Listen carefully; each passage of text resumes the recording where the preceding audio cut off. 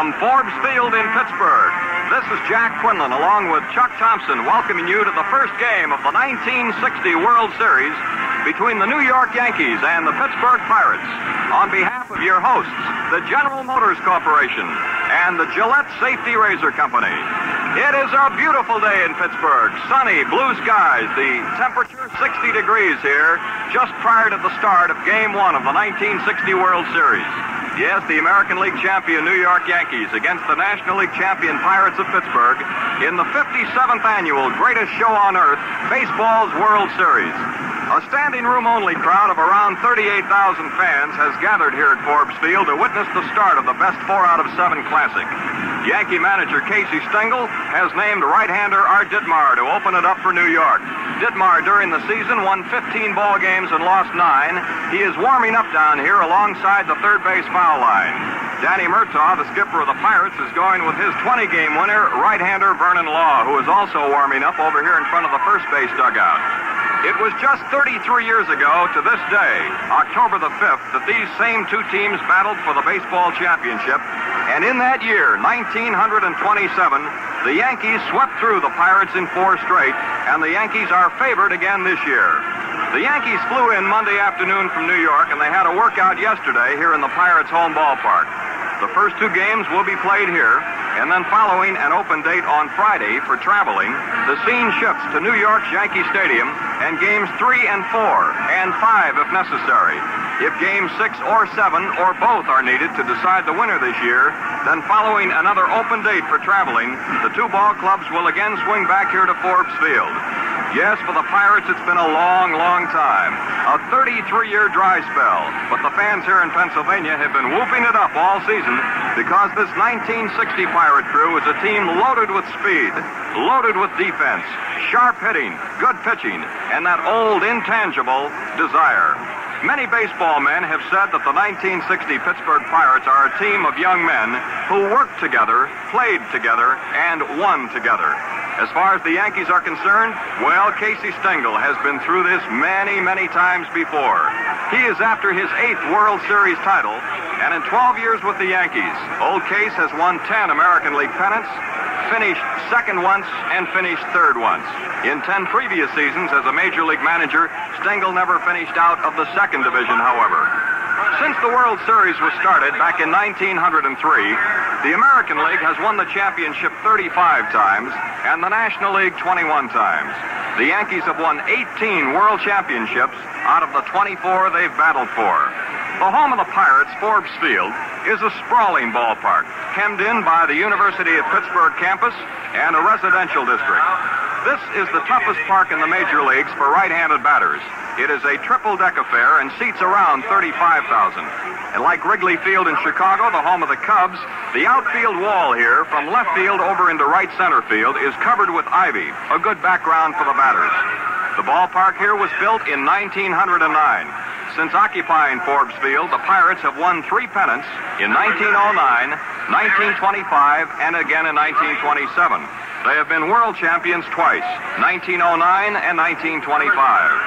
It is 360 feet down the left field foul line to the wall. The scoreboard is in left field, and it is 25.5 feet high. There is a huge clock on top of the scoreboard. Any ball hit out to left field that hits the clock is an automatic ground rule home run. The wall fades away in center field to 457 feet, and then swinging over into right field, it is only 300 feet down the right field foul line. However, at the foul pole in right field, there begins a high screen, 27 feet 8 inches high, which extends from the foul line all the way over in toward right center field. This is an historic old ballpark filled with many thrills, filled with some of baseball's great men at one time or another. Pie Trainer, Hannes Wagner, Fred Clark, and Paul Wainer. They called Forbes Field their home for many, many years. The park was built in only 4 months, and this is the second oldest major league ballpark in the country, with only Connie Mack Stadium, the old Shive Park in Philadelphia, being older.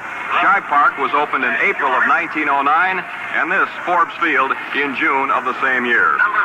The 1960 Pirates are a good hitting team, although not a power team. They compiled a team batting average during the season of 276, the best in the major leagues. But their home run production was 6th best in the National League. Forbes Field, however, has always had one of the lowest home run productions of any major league park. And it now has the deepest center field in the league. Only Yankee Stadium's 461-foot center field is deeper than Forbes Field. This broadcast is authorized under broadcasting rights granted by the Commissioner of Baseball solely for the entertainment of our listening audience. And any publication, rebroadcast, or other use of the descriptions and accounts of the game without the express consent of the Commissioner is prohibited. Now, let's take a look at the starting lineups for Game 1 of the 1960 series. For the visiting New York Yankees, the champions of the American League, Tony Kubek will lead off and play shortstop. Hector Lopez in left field, batting in the number 2 spot. Roger Maris, the RBI king in the American League, will play right field, and he'll bat in the number 3 position. Mickey Mantle in center field, batting cleanup. Mantle led the American League in home runs with 40. Bill Skowron will play first base and bat 5th. Yogi Berra will do the catching. Cletus Boyer at third base. Bobby Richardson at second. And on the mound for the Yankees, right-hander Art Ditmar. He has won 15 and lost 9 during the season for the American League champs. For the Pirates, Bill Burton will lead off and play center field. Captain Dick Grote will be at shortstop and will bat in the number 2 spot. Bob Skinner will be in left field and hit third. Dick Stewart at first base, batting cleanup. Roberto Clemente in right field, hitting 5th. Smokey Burgess will do the catching and bat in the number 6 slot. Don Hoke at third base. Bill Mazeroski at second base. And on the mound, Vernon Law, 30-year-old right-hander from Idaho, who won 20 and lost 9. He was one of several pitchers in the National League who was able to win 20 or more ball games during the course of the 1960 season. The American League did not have a 20-game winner. So going for the Pirates today are several things. Desire, team spirit, revenge, of course, for 1927 when they were swept through by the Yankees 4 in a row. They have good hitting as a ball club, steady pitching. In the bullpen, they have one of the outstanding relief artists in all of baseball, little Elroy Face. They have overall team speed, defense, and they have a hometown crowd, of course, this afternoon. And going for the Yankees are several things also. An American League pennant, which they're used to. They have great spirit. They have experience, World Series experience, tremendous power, and they have momentum. This New York Yankee ball club just finished the American League campaign by winning their last 15 ball games in a row. Many of them come from behind victories. They have confidence in themselves, confidence gained in these last final weeks of the season when they were able to sweep aside Baltimore and also leave the defending American League champion Chicago White Sox far behind. This World Series beginning today will be old stuff to fellas like Stengel, Mickey Mantle, Yogi Berra, Moose Skowron, Tony Kubek, Elston Howard, Whitey Ford, Art Ditmar, Bob Turley, and Bobby Shantz. Now, ladies and gentlemen, we're just getting set for our national anthem. It will be sung by Billy Eckstein, a Pittsburgh native, and the University of Pittsburgh band.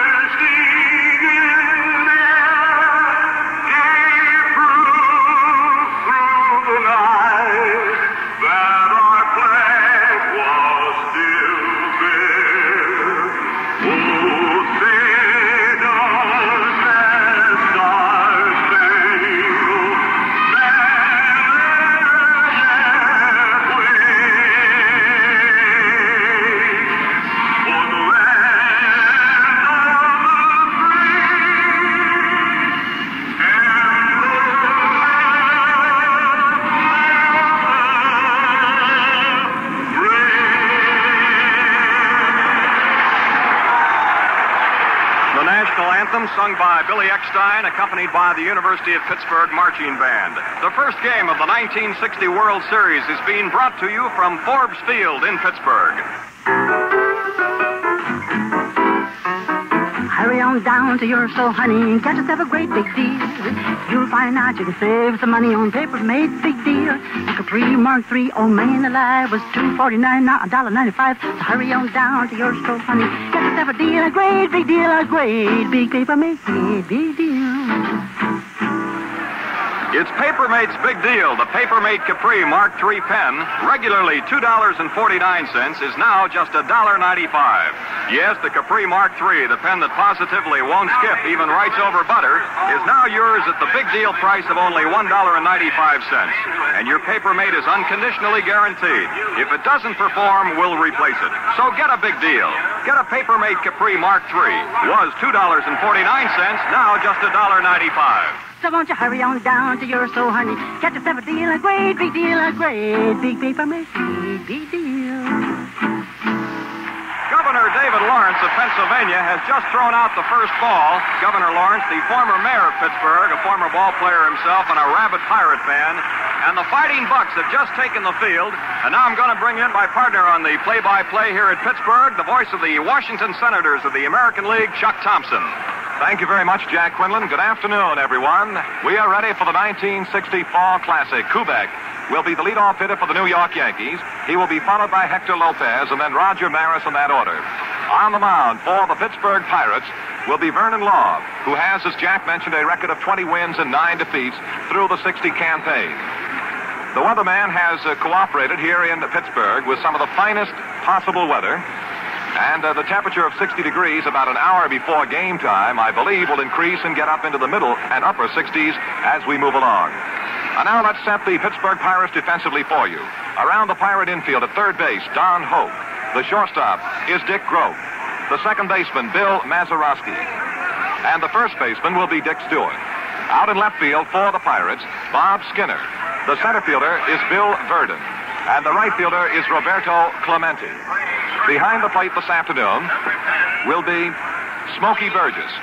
And on the mound, it's Vernon Law. The umpires at the plate, Dusty Vargas of the National League. At first base, John Stevens of the American League. Second base, Bill Jakowski of the National League. At third base, Nestor Shylock of the American League. We are all ready to go into the wind. First pitch of the ball game is taken for a strike called by Kubek, leadoff hitter, and the 1960 series is underway. Stan Landis of the National League will umpire down the left field line, and Jim Honachek of the American League is down the right field line. And now the one-strike pitch coming to left-hand batting Kubek. A check swing taken outside for a ball. 1 ball, 1 strike to Kubek, and the series is underway.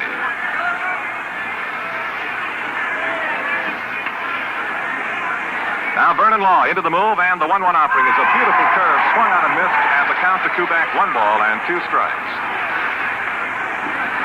For the Yankees, coaching at third base is Frankie Crosetti, and at first base, Ralph Hout. 1 ball, 2 strikes, the count to Kubek, and Vernon Law in the move delivers. Ground ball hit off the third base side, hits the bag, pops up in the air. Hope grabs and then drops the ball, and Kubek is safe at first base. The official scorer has ruled a base hit, a sharply hit ground ball down third base way, hit the third base bag, popped up into the air. Hope made the grab and then dropped the ball. And Kubek is safe at first base on the first hit of the series. A ground single off the bag at third. Now right-hand batting, Hector Lopez steps in for the New York Yankees. Lopez on the year for the Yankees hit .284. Lopez, a right-hand hitter out of a pronounced closed stance. So Law now working out of the stretch with a quick look, checks on Kubek's lead at first base, delivers to Lopez. He bunts and misses, strike 1. Stewart, the Pirate first baseman, of course, is tight to the bag with the runner Kubek. Don Hoke is playing very shallow at third, right up alongside the bag and breaking in on the pitch. 1 strike to right-hand batting Hector Lopez. None out, Kubek at first. Vernon Law, the Pirate right-hander, now straddles the rubber, and Kubek checks back to the bag at first.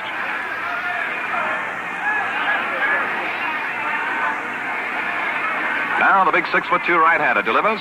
Swing and a miss. Strike 2 to Lopez. Lopez hits out of a pronounced crouch, and he seems to crowd in over the plate quite a little bit, and will on occasion take that ball to the opposite field, meaning off into the right field area.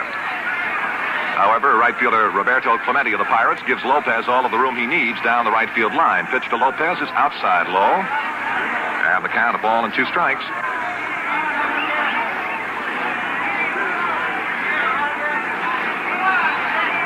One ball, 2 strikes to Hector Lopez.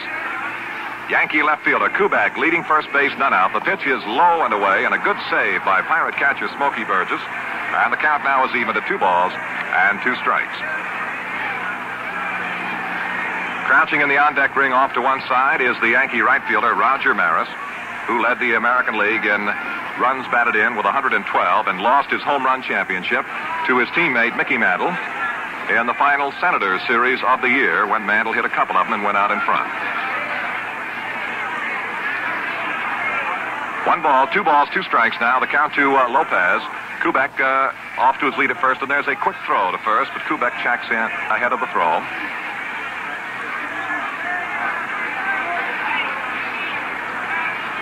Now the 2-2 again to Lopez. It's outside, and we've got a full count now. 3-2 to Hector Lopez.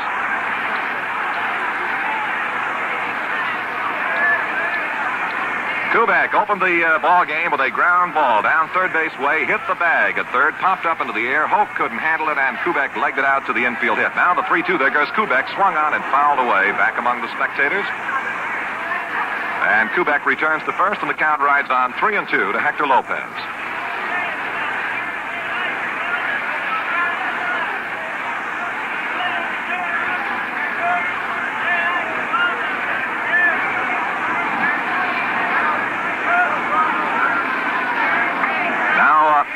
Into the set, he checks Kubek. There he goes, and the pitch is swung on, ground ball right to the second baseman Mazeroski. He tags Lopez, now throws to first, in time for the double play.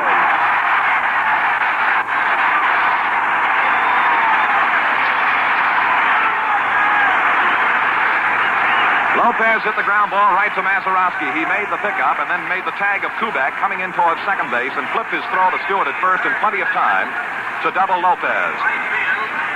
So there are now 2 down in the Yankee half of the first inning, none on, and the batter will be Roger Maris. Maris hit .283 for the Yankees this year. Law delivers high and outside to this left-handed batter, ball 1. Vernon Law started 35 times for the Pirates this year, completed 18 of those starts, delivers, and here's a strike. Maris seemed to be trying to check the swing and could not hold back on it, went right on around. So it's now 1 ball and 1 strike to Roger Maris.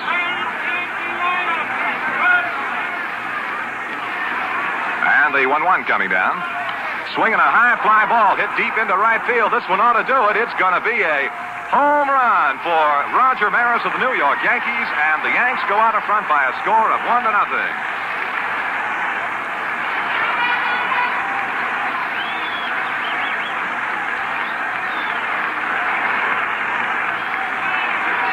Roger Maris hit a towering high fly ball into the upper deck at Forbes Field for his first series home run, and the Yankees now are out in front by a score of 1-0. 2 down in the top half of the first inning, and here is Mickey Mantle, who led the American League in home runs with 40. He knocked in 94. Swing and a miss, strike 1.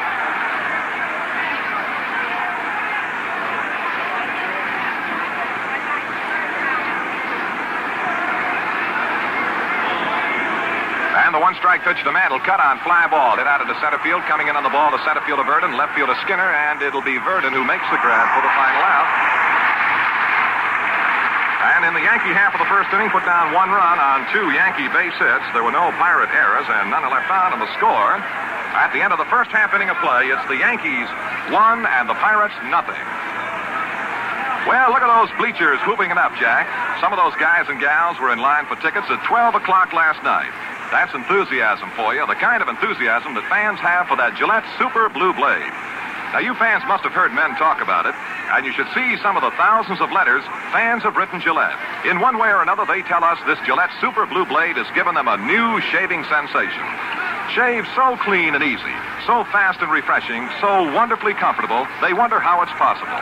A sensational new process developed by Gillette gives the Super Blue Blade edges so smooth and sharp. Why, it's almost like there's no blade in the razor. Now's the time to see for yourself. Stores everywhere are featuring the Gillette World Series Special, a dispenser of Super Blue Blades, Gillette Super Speed Razor, and modern travel case for only 89 cents. The supply is limited, so get yours soon. We pause now 10 seconds for station identification. This is WGY 810 on your dial and WGFM Schenectady.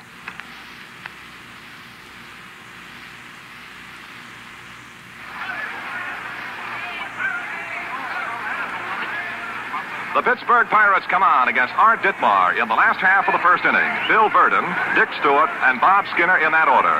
Verdon, a left-hand hitting center fielder who for the Pirates batted .264 this year. Ditmar throws too high for a ball. Around the Yankee infield, Cletus Boyer at third base, Tony Kubek at shortstop, Bobby Richardson at second base, and the first baseman is Bill Skowron. And the 1-0 pitch to the left-hand batting Verdon is outside high for a ball 2-0 now. In the Yankee outfield, Hector Lopez in left field, Mickey Mantle in center field, and the right fielder is Roger Maris. Yogi Berra down there behind the plate. And we're all ready to go now. 2-0 pitch to Verdon is cut on. Ground ball is fouled outside of first. And the count to Verdon will be 2 balls, 1 strike.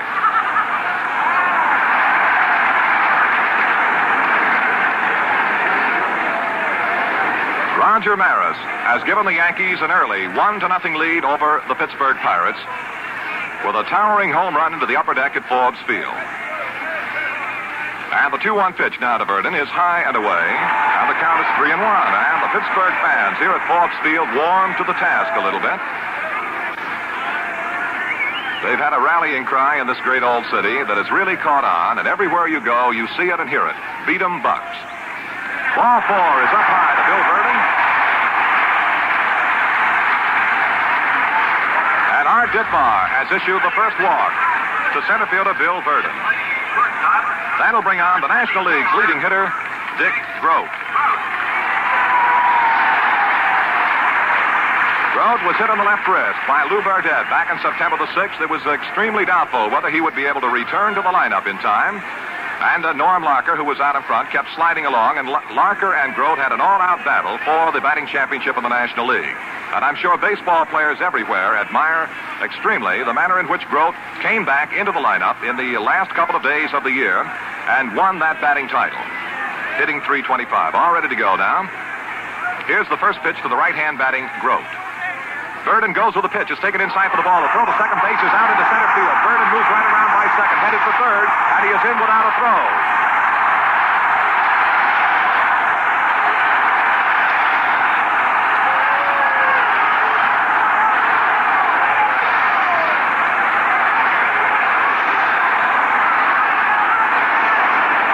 Bill Verdon broke with a pitch.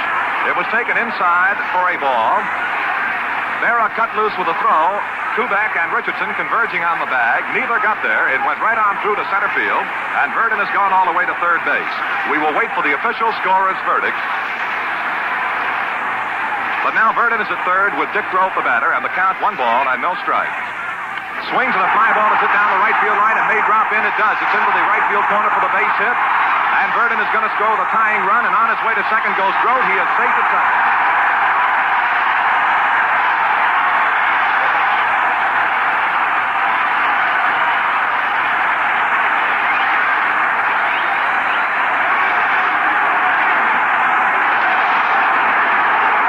Forbes Field is rocking, and here is Casey Stengel on his way to the mound, where Yogi Berra is talking to Art Ditmar. Meantime, in the Yankee bullpen, right-handed Jim Coates is warming. Stengel is on the mound talking to Ditmar. After the steal at second by Verdon, and he advanced to third on the error, Dick Grote hit a line drive down the right field line into the deep right field corner. It scored Verdon from third with the tying run, and Grote legged into second with a stand-up double. That brought on the conference between Berra, Casey Stengel, and Art Ditmar.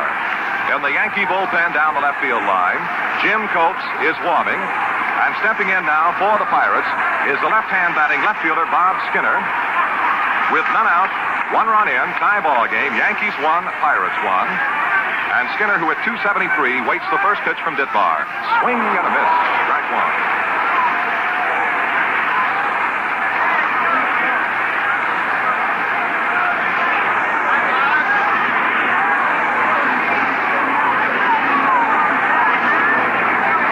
One-strike pitch to Skinner. He swings and gets a piece of this one, fouls it in the dirt at the plate. And the count now 2 strikes to Big Bob.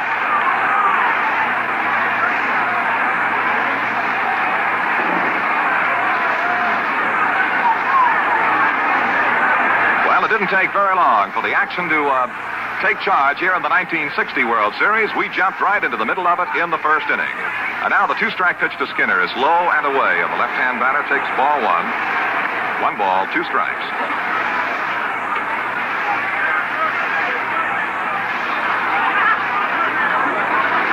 On the scoring of that play, Verdon is credited with a steal of second base, and Berra is charged with a throwing error, I believe. We are waiting for official confirmation. Pitch coming down. Swing, ground ball. Hit back through the middle, hard to his right. Richardson, it's on through to center for the base hit. Grove is around third. He is going to score, and the Pirates lead 2-1.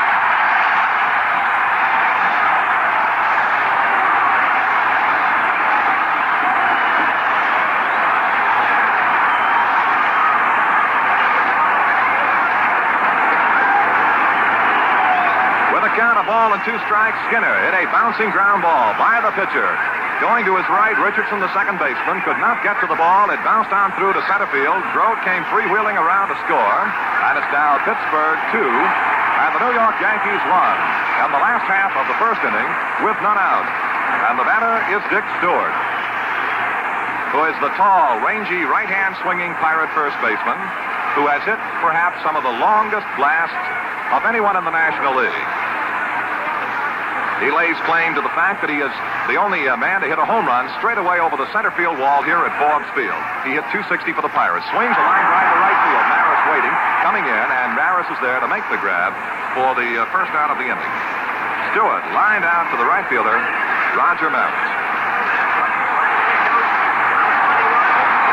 And a great hand goes up for Roberto Clemente,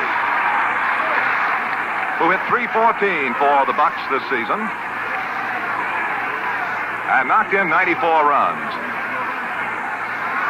Roberto is the kind of a fellow that baseball people refer to as a complete ball player. He runs well, he throws well, he hits well, and fields well.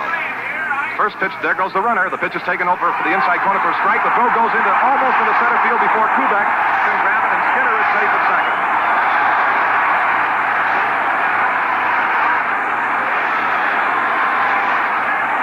Well, the Pirates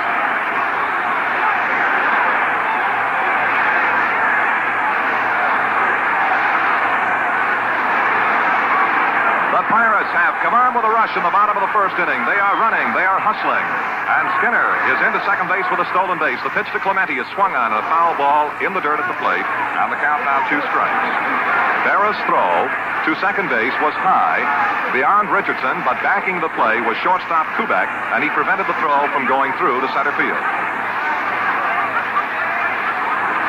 1 out in the inning, and the Pirates lead by a score of 2-1. Now Ditmar, the Yankee right-hander, throws a pitch that's fouled away back on the screen. And the count continues 2 strikes to Roberto Clemente.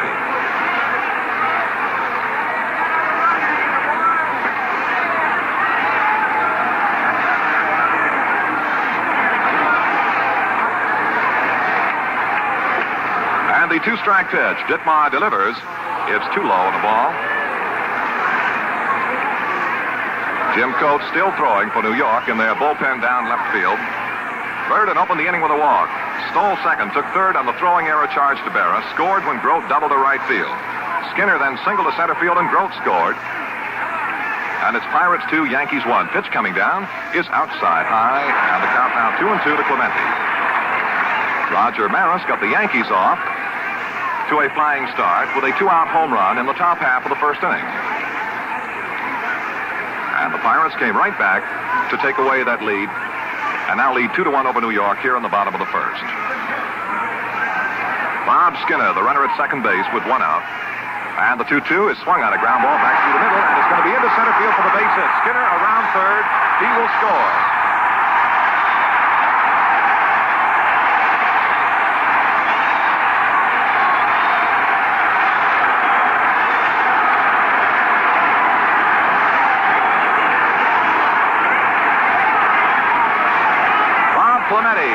Bangs a ground single to center field to score Bob Skinner with the third Pirate run here in the last half of the first inning, and that hit has knocked Ditmar out of the ball game. Stengel has gone to the mound and is now signing to the bullpen for the right-hander Coates. It means that Ditmar this afternoon pitches 1/3 of an inning. He faced 5 men. He allowed a total of 3 Pittsburgh base hits.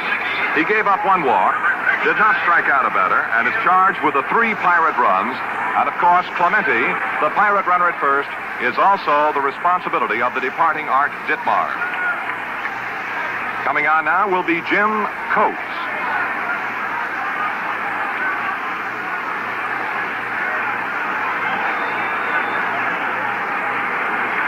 In the regular season, Coates for the New York Yankees had a splendid record of 13 wins and 3 defeats.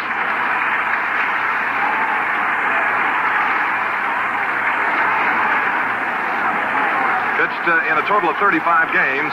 Jim Coates started 18 ball games for Casey Stengel.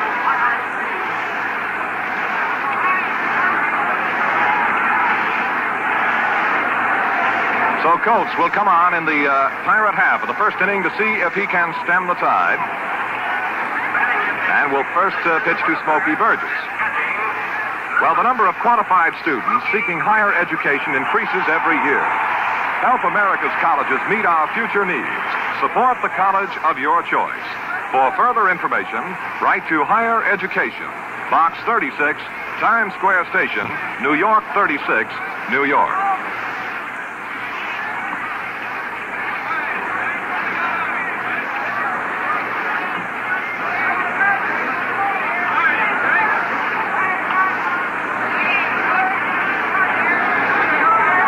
Jim Coates, the Yankee right-hander, now on for Stengel, won his first 9 games this year, and he was one of the prime factors in the Yankees' strong early showing.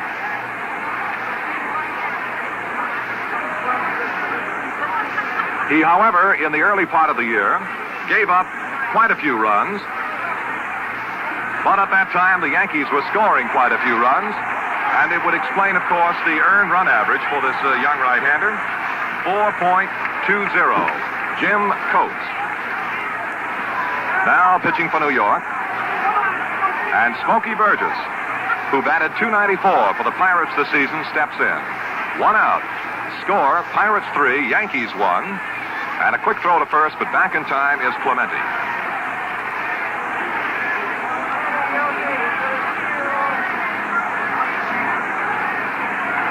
Now the tall, slender right-hander Coates sets and throws inside to the left-hand batting Burgess. And the count 1 ball and no strikes. The Yankees have left-handed Bobby Shantz, now loosening up in the left field bullpen. Shantz.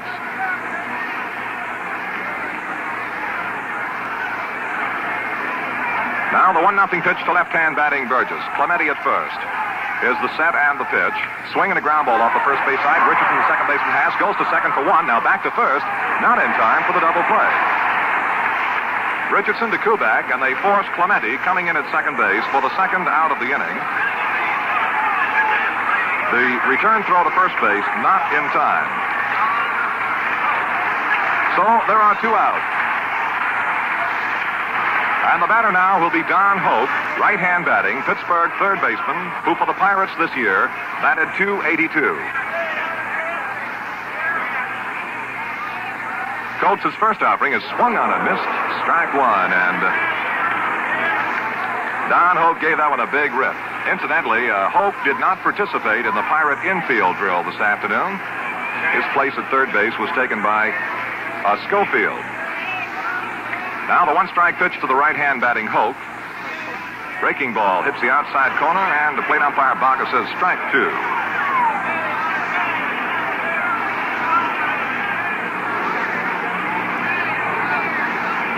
The 1960 series getting underway with a rush at Forbes Field here in Pittsburgh. All ready to go now. Two-strike pitch to Hope. Outside in the ball. 1-2.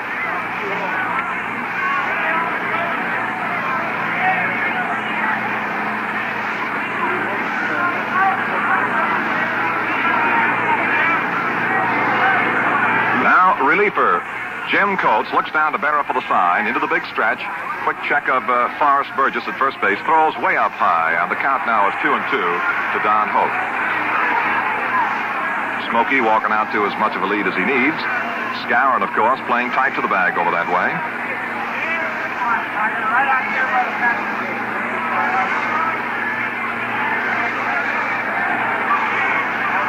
Now your 2-2 offering coming down to Don Hope to look in for the sign by Coates. Into the move now. Burgess out to his lead, the set. And the 2-2 to Hope. Outside, ball 3. 3-2 to Don Hope.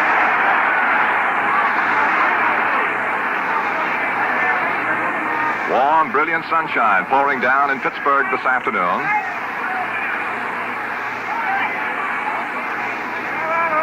And the Pirates out to a quick start against the New York Yankees. Pittsburgh 3, Yankees 1 in the last half of the first inning, 2 down. Burgess at first, and the 3-2 pitch now coming to Hope. Swing and a foul out of play. So the count continues 3-2.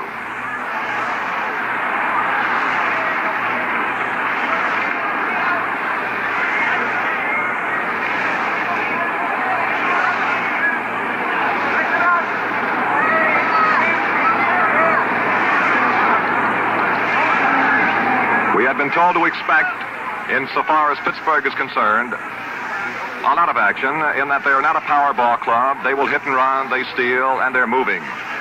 And we've seen it here in the last half of this first inning.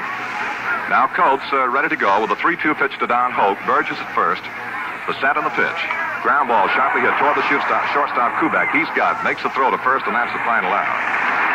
Well, the Pirates grabbed 3 big runs in the last half of the first inning. On the same number of base hits, 3. The Yankees commit an error, and the Pirates leave a man on. And the score at the end of the first inning of play, it's Pittsburgh 3 and the Yankees 1.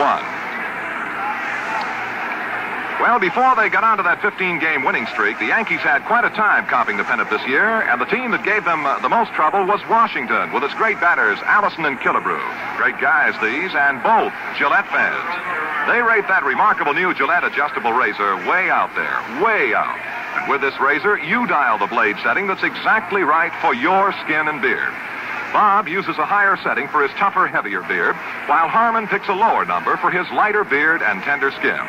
There are 9 different choices of edge exposure and angle. When you buy your Gillette adjustable, you got a supply of those wonderful, clean-shaving Gillette Super Blue blades. With this blade, you hardly know you're shaving. Here's speed and comfort you've never known before. The Gillette adjustable set costs $1.95, or get Super Blues in dispenses of 10 for 69 cents, 15 for $1.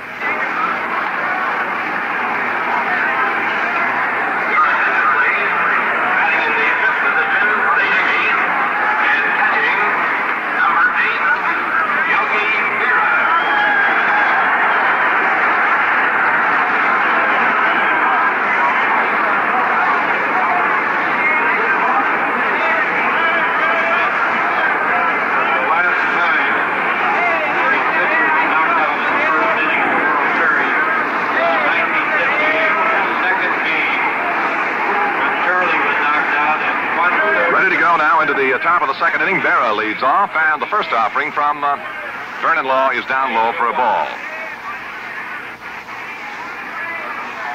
Yogi Berra looks at the next offering, a breaking ball that fails to come in there, and the count now 2 balls and no strikes. Vernon Law, one of the outstanding control pitchers in baseball in 271 and 2/3 innings this year. Vernon Law allowed but 41 walks, 2-0 to Berra. Strike. 2 balls, 1 strike.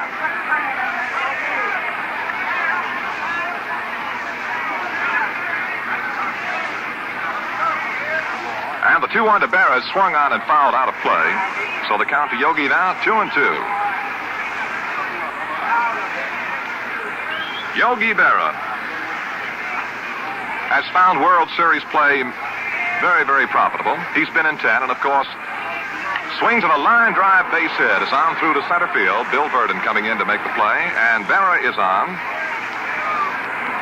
with the Yankees' third hit of the afternoon, a single to center field. The batter now will be Bill Skowron.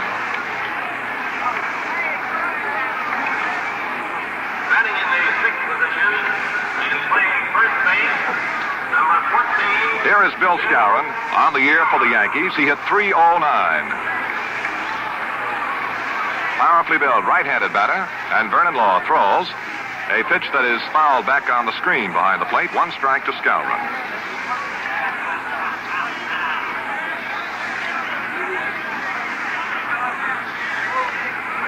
Yogi Berra, of course, on at first base, following the single to center field, is the possessor of many World Series records. Skowron swings soft line drive over the head of the second baseman on through to right field. Base hit for Bill Skowron. Down to second and holding is Yogi Berra.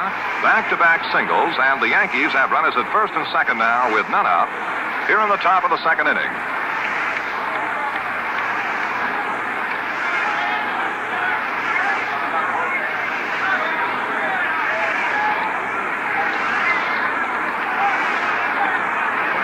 It looks as though we are going to get a Yankee pinch hitter. Your attention, please. For Cletus Boyer. Number 25, Dale Long is coming on as a pinch hitter now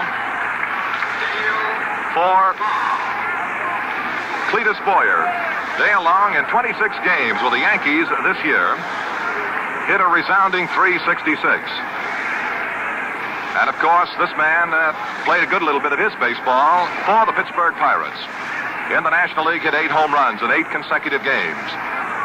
He also has more home runs than any other left-handed batting Pittsburgh Pirate first baseman. 27 of them he hit over here when he was with the Buccos. And now here's Long, waiting the first one, swing and a miss. Drag one. And he gave it the big rip.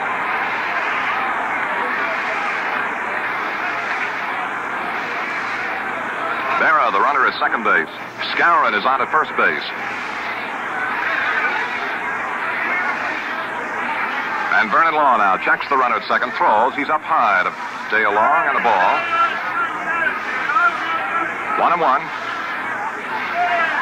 1-1. In typical series fashion, Stengel has made his moves early in the ball game. He has relieved his start at Ditmar with Jim Coates, and now is using pinch hitter Dale Long. Yankee runners at first and second, swung on, high fly ball out into right field. Clemente waiting out there, setting up now, begins to come in under the ball, and he makes the catch for the first out of the inning. And rifled a throw to second base, incidentally, but Berra was standing on the bat. As a pinch hitter, Dale Long flies out to the right fielder, Clemente. 1 out. And the Yankee batter will be Bobby Richardson. Bobby hit .252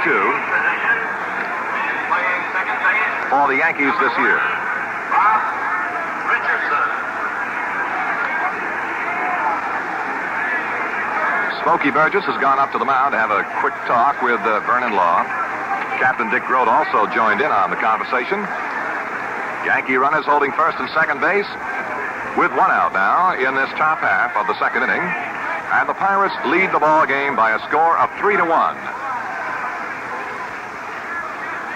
Law ready to go now. The pitch to Richardson, swinging a line drive hit into left field. Coming on is Bob Skinner. He's there to make the grab. And Berra has to dive back, and he didn't make it at second. A double play. Richardson lines to Skinner in left, who fired into second base in time to double off Yogi Berra. And so, at the end of an inning and a half, the score, the Pittsburgh Pirates 3, the New York Yankees 1. For the cool, refreshing lift you crave, try a Gillette foamy shave. Shave and cool and shave and wet. Beat any kind of shaving yet. Shave Gillette. When you're bushed, there's nothing like a Gillette foamy shave to pick you up. Rich, full-bodied foamy holds oceans of moisture against your beard the whole shave through. Man, there's comfort. You look clean, feel clean. No wonder it's the nation's fastest-growing instant lather. And Gillette's K34 antiseptic destroys harmful bacteria. Try foamy, 79 cents. Or the giant economy size, 98 cents. Like menthol, we've got that too. Take your pick. We pause now 30 seconds for station identification. Are you mixing with the best? Saratoga Vichy with the yellow label, with the yellow label. The famous World Series demands a famous name in Vichy. Genuine Saratoga Vichy, the world's greatest mixer. Extra lively, extra dry. Saratoga Vichy always tastes best. Be sure to ask for it by name. Saratoga Vichy. Saratoga Vichy, Yellow label, Saratoga Vichy, yellow label. Saratoga Vichy. WGY 810 on your dial and WGFM Schenectady. As we move along in the last half of the second inning with the Pittsburgh Pirates leading the New York Yankees 3-1 in a game that's gotten off at a tremendous pace. The one-strike pitch to Mazeroski is cut out and missed for strike two. They'll hit .273 for Pittsburgh this season. The double play that closed out the Yankee half of the second inning. A line drive hit by Richardson, caught by Skinner, the left fielder, thrown to second baseman Mazeroski in time to double off Berra diving back. Here's a ball up high now to Mazeroski.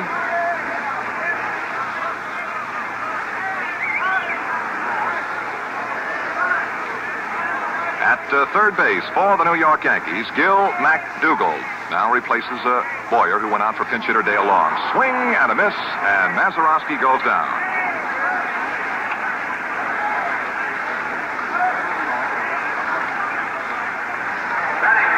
One out in the Pirate half of the second inning, and here is pitcher Vernon Law.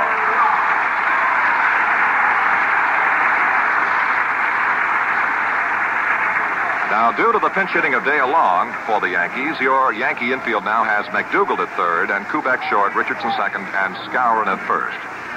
Clete Boyer out for pinch hitter Dale Long, and Gil McDougald now plays third.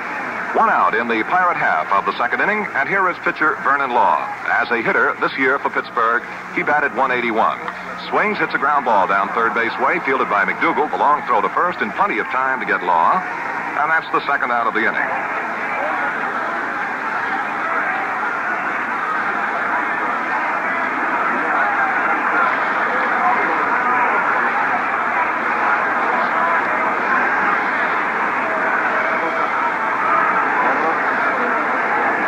With two out and none on, leadoff hitter Bill Verdon faces Jim Coates, who relieved Art Ditmar.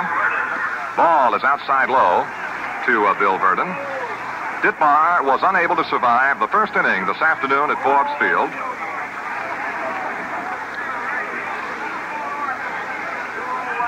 Coates came on to stop the Pirates. Now the 1-0 pitch to left-hand batting Verdon. Swing and a miss. Strike one, 1-1 now.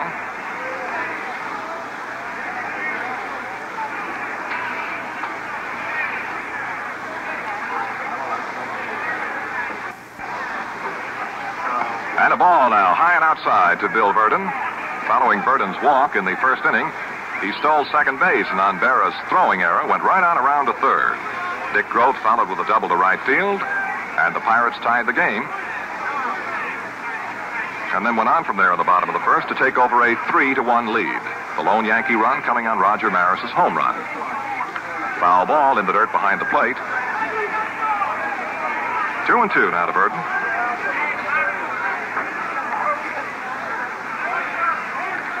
The runs scored off Ditmar were the first of him in World Series play.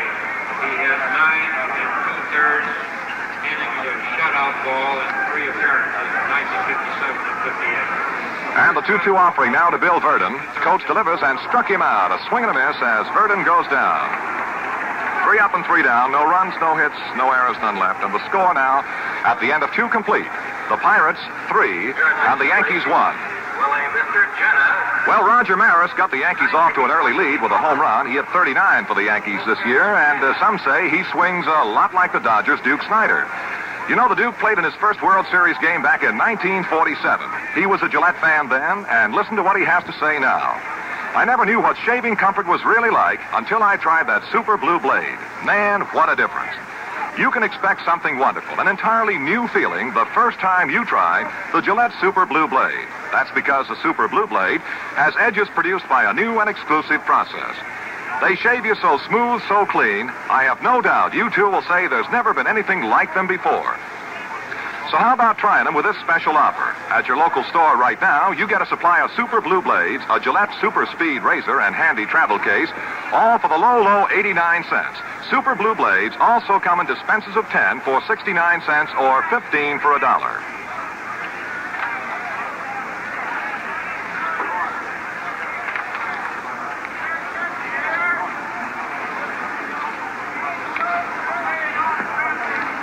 Yankees coming to bat. In the top of the third with their pitcher, Jim Coates. Well, today's highways are more crowded than ever, and careless driving claims a life every 14 minutes. Drive carefully and uphold the enforcement of traffic laws in your state or district. Where traffic laws are enforced, deaths go down. Protect yourself and your loved ones.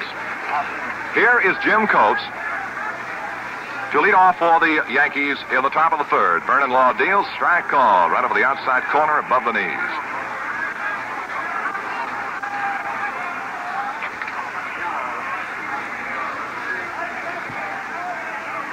And the one strike offering is swung on and missed, strike two. Well, the folks at Forbes Field seem now to be sitting back just a little bit more after that most explosive first inning. Two-strike pitch to Coates, right-handed batter, is a sweeping breaking pitch, low and outside. And the count now, a ball and 2 strikes.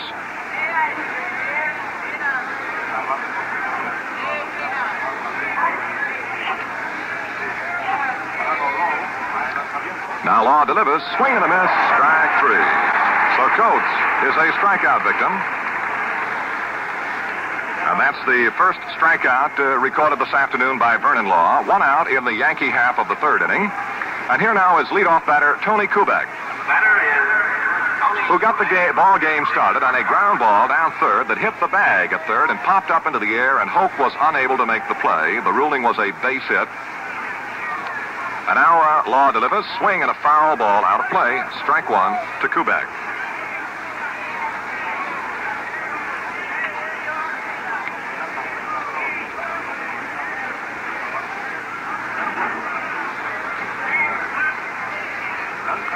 Here's a bunt attempt, and the ball is fouled in the dirt at the plate. Strike 2 now to Kubek.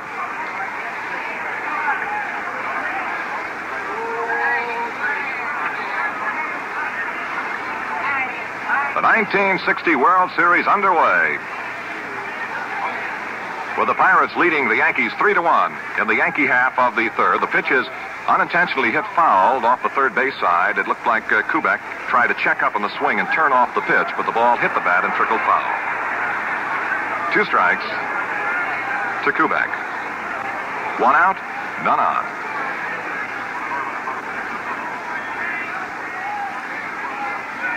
Swing and a line foul into the box seats down the first base side.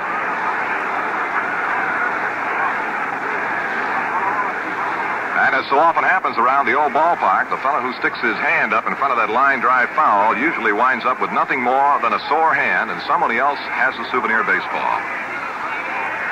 2 strikes to Kubek. Vernon Law throws, swing and a ground ball, hit right back toward the mound, and a big hop grab by Law, thrown to first just in time to get Kubek. That was almost what you could call a Baltimore chop. It took a little bit of a short hop out in front of the plate, and then one up in the air, much in the manner of a pop fly. Law could do nothing but wait for it to come down, and then make the quick throw to first to retire Kubek.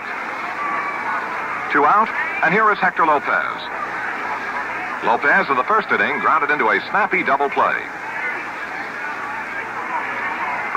Mazeroski to Stewart. Strike call now to Lopez. With Kubek at first base in the first inning, Lopez hit the ground ball to the second baseman Mazeroski, who made the tag of Kubek coming down and then threw Lopez out. And the 1-strike pitch, swing and a high pop-up down the first base side. Dick Stewart is drifting back in foul territory near the box seat railing, leans in, but he can't get it. It's back in about 3 or 4 rows. 2 strikes to Hector Lopez.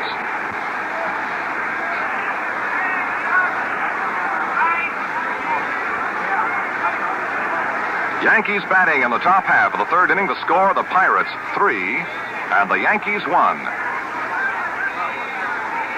And the two-strike pitch to Lopez, swinging another foul ball down the right field side out of play.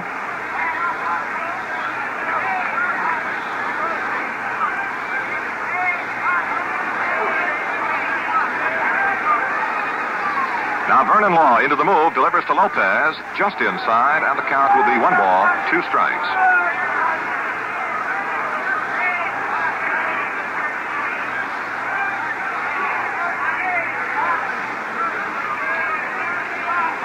And the 1-2 to Lopez. He swings a ground ball up the third base side of the mound, fielded by pitcher Law. He recovers, throws to first in time to get Lopez. 3 up and 3 down go the Yankees. No runs, no hits, no errors done left. Score at the end of 2.5 innings of play. The Pirates 3 and the Yankees 1. Have you heard about it, you men who use deodorants? Gillette announces a brand new deodorant made especially for men. It's called Right Guard, and it's different. It's a power spray. Just touch the nozzle, and in 2 seconds, you have 24-hour protection. Right Guard sprays with the power a man needs. Its fine aerosol mist gets right through to where the odor begins, stops it right there, and checks perspiration. There's no stickiness like old-fashioned creams, no dripping like hit-and-miss squeeze bottle sprays, no gummy roll-on feeling. Right Guard dries on contact and leaves you feeling fresh, cool, and clean. Try Right Guard today. Get Right Guard, the power spray deodorant. It costs only 89 cents. Look for the bright copper-colored can at a store near you. Dick Croat will be the leadoff batter for the Pittsburgh Pirates in the last half of the third inning. It was Groat whose double to right field knocked in the then tying Pittsburgh run. It followed a steal of second by Verdon, and Verdon took third on Berra's throwing error, and then Groat doubled to right. Well, here is Groat facing Jim Coates now. Right-hand batting and right-hand pitching. Coates, the Yankee right-hander, into the move and delivers. Strike. He ripped the fastball through on Groat.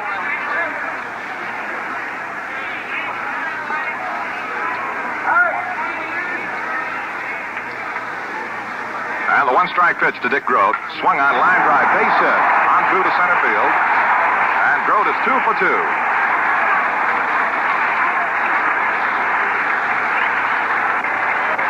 For the Pirates this afternoon, it will be their 4th base hit. They have now had 3 singles and a double. This would be the first Pirate hit against Jim Coates. Bob Skinner, the batter now. Skinner in the first inning followed Groat's double with a single to center and drove in the second run. Coates into the big stretch now, sets and throws. Skinner takes high for a ball. Skinner is a left-handed swinger in the style of Mickey Vernon. A smooth, swinging left fielder. Quick throw to first, but standing on the bag over there is Dick Groat. Coates felt perhaps he might catch Groat going the wrong way. Now Groat steps out to his lead. The set by Coates. And now Coates straddles the rubber, and Groat checks back in at first. Skinner steps out of the box.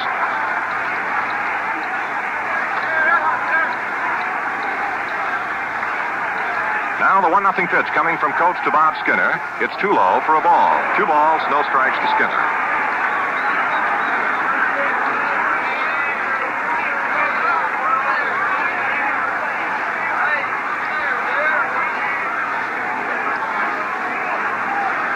McDougal crowding in down the third base line for the Yankees as Coates goes to the big stretch. He sets now, 2-0 to Skinner. Strikes his plate umpire Dusty Boggess. 2-1 now.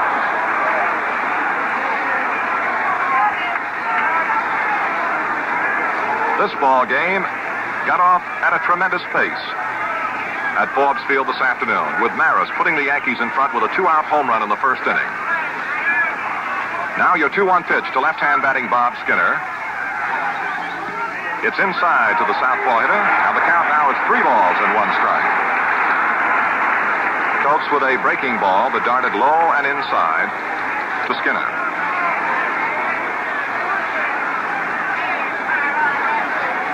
Pirates batting in the last half of the third. None out. Groat the runner at first base, and the Pirates are in front of the Yankees by a score of 3-1. And And that's the count right now to Skinner. 3 balls, 1 strike. Coates all ready to go now. He sets, kicks and deals. Swinging a line drive into center field. Mantle started in, now stops, and he's there to make the catch for the first out of the inning. Skinner hit that one right on the nose, but right smack at Mantle, who started in and then suddenly checked himself and made the grab about chest high. 1 out. Grote holding first, and the batter now is Dick Stewart, the Pirate first baseman, who hit the ball hard in the first inning, hit a line drive to the waiting Yankee right fielder, Roger Maris. And now he faces Jim Coates for the first time this afternoon. Coates relieved Ditmar in the first inning.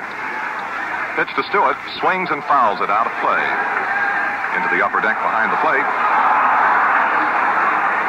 Of course, those moans and groans you hear follow the progress of that baseball as it bounces from one fan to another.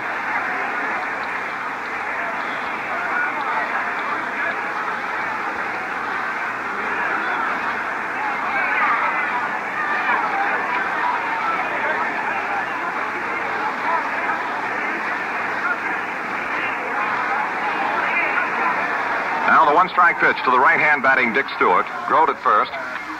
Is high, and Berra faked a throw toward first. And you see the response brought on by the Pittsburgh fans. And, of course, here at Forbes Field, this would largely be a Pirate crowd. 1 ball, 1 strike to Stewart. 1 out. Grote walks out to his lead. The set by Jim Coates. And the pitch to Stewart. He swings and misses. 1 ball, 2 strikes.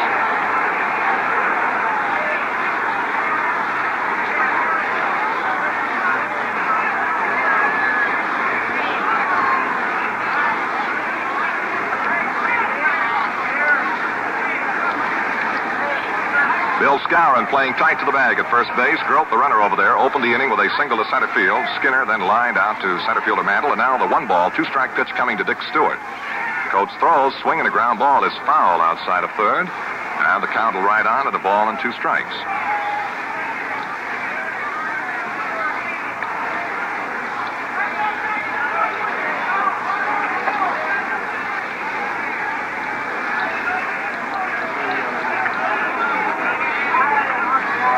Pirate action started in a big hurry in the very first inning, fast and furious, after a walk to Bill Verdon with Grote the batter. On the first pitch, he took off in an effort to steal second and was successful as Berra's throw went through to center field and Verdon took third, and then the Pirates went to work and picked up 3 runs in that first inning.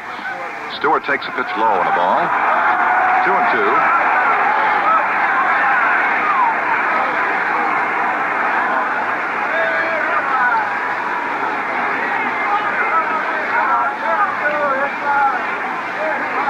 2 balls, 2 strikes to Dick Stewart. Coates leaning in for the sign. He's ready now. Now a quick throw to first, but Grote checks back in safely.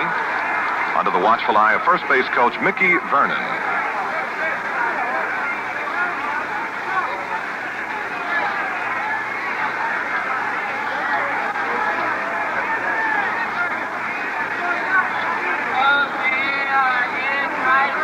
Now we're ready with a 2-2 offering to Stewart. There it is. Swing and a foul ball out of play, so the count rides on at 2-2.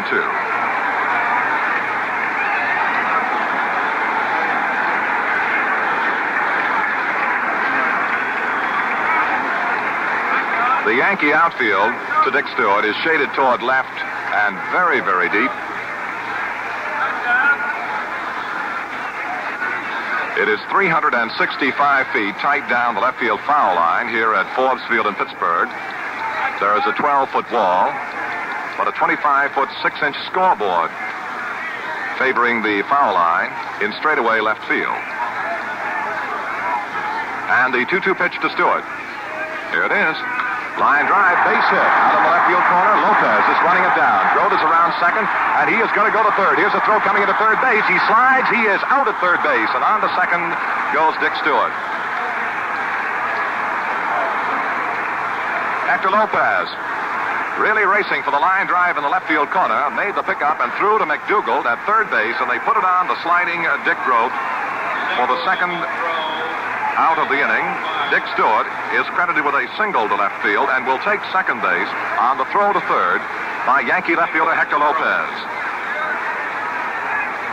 So there are now 2 out. And Stewart is the runner at second base for the Pirates. The batter is Clemente. Clemente in the first inning singled to drive in Skinner with the third Pirate run. The pitch is a ball.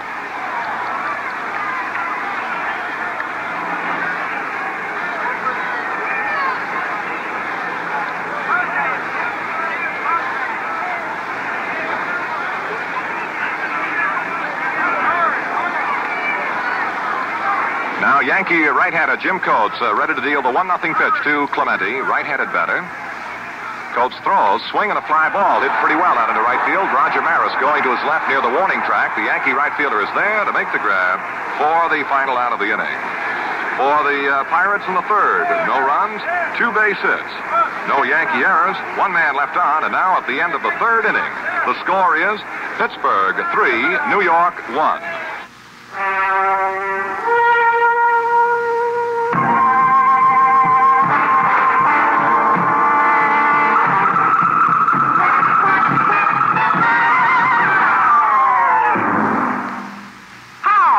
Fixed for blades.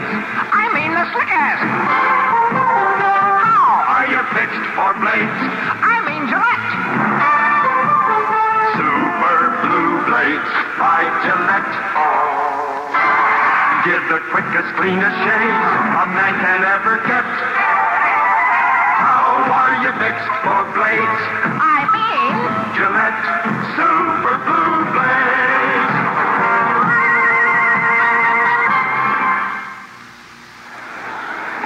Roger Maris will lead off for the Yankees in the top of the 4th inning. And Jack Quinlan, what about the start of this first game of the 1960 World Series? Well, Chuck, we've seen in 3 innings just about everything a ball game can have. We've seen a home run. We've seen some good hitting. We've seen base stealing already. We've had an error. We've had some good pitching and some not so good. If there were any butterflies in the stomachs of any of the ball players in the first inning, it certainly was not evident, especially when Maris, playing in his first World Series, got up there and popped that ball upstairs in right field. I think normally it takes a ball player, a pitcher, 2, sometimes an out for an inning to get the butterflies, but I don't think there were any out here today. At least they weren't in evidence. Here is Maris now, and Law's first offering to the left-hand batter is low and inside.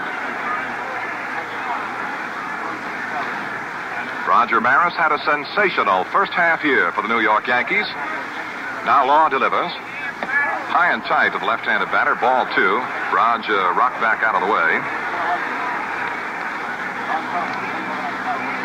But as it will sometimes happen, Roger faltered considerably in the second half of the year, but had a fine year for New York. Here's a strike call over the outside corner to Maris. 2 balls, 1 strike.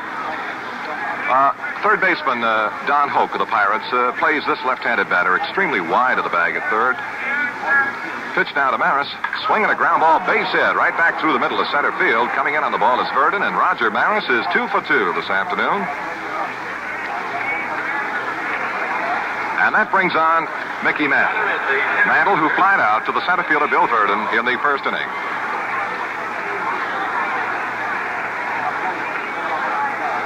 With the Yankees batting in the top of the 4th inning, the score, the Pirates 3 and the Yankees 1. Vernon Law checks runner Roger Maris at first, throws inside to the left-hand swinging Mantle. Ball 1.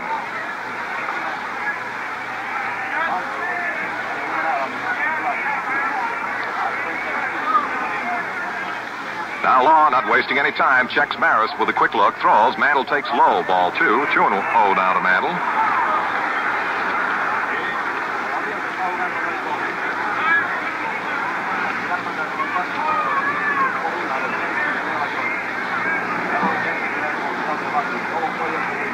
Mantle now waiting the 2-0 pitch from Vernon Law. And it goes to first base. Checking back in time, however, is Maris.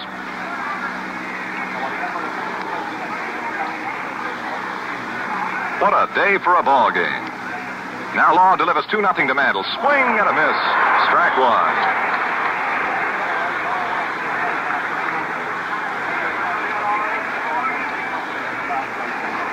When you would check Mickey Mantle's batting average on the season, you might suspect that he had not a good year for New York because his average was but .276. But this big man knocked in 94 Yankee runs, and he hit 40 home runs to lead the American League. Quick throw to first, back in time, is Maris.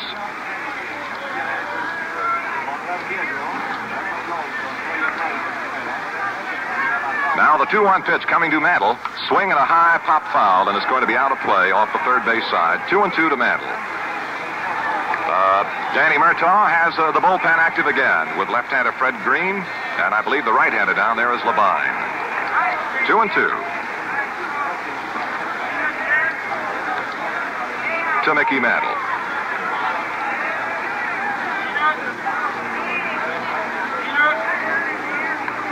Vernon Law. Ready to deal now. Here's the 2-2 to Mantle. It's up high, and the Yankees center fielder fills the count now. 3-2.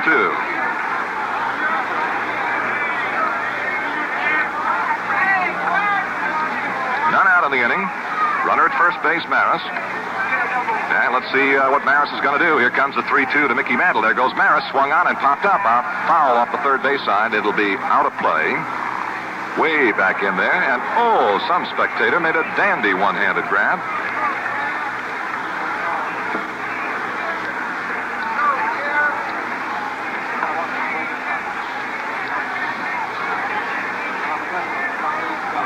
Two to Mickey Mantle.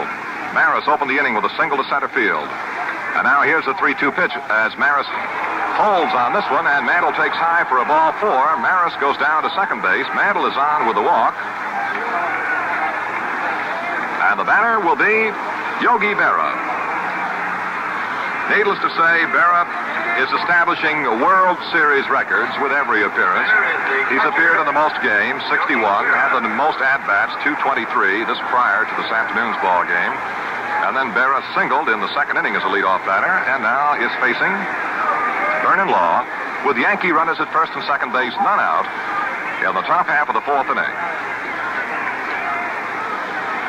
Berra now has 62 World Series base hits.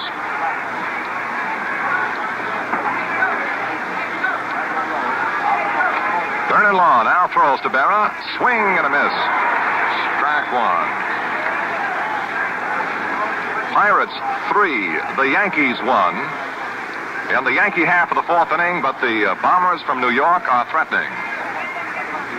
None out. Runners at first and second base, tying runs on.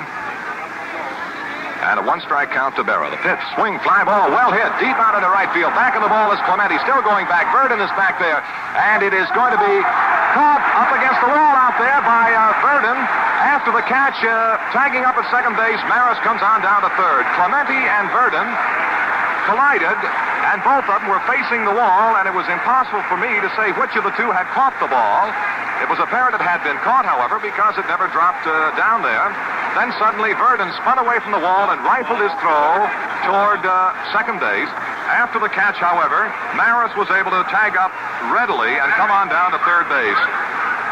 That ball had to be hit in the vicinity of 400 feet into right center field, and Verdon got the ball. The defensive play of the ball game so far to the Pirates center fielder Bill Verdon. Mantle holding first base. Down at second now, Roger Maris. One out of the inning, and the batter, Bill Skowron, who singled to right field in the second inning.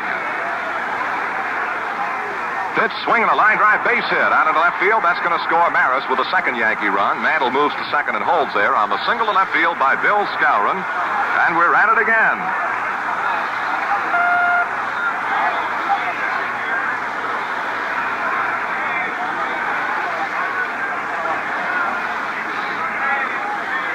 It had been said by Danny Murtaugh that he would play Verdon in center field because he wanted Verdon to show the Yankees how center field should be played. Well, he made a tremendous grab of the fly ball hit a moment ago by Yogi Berra.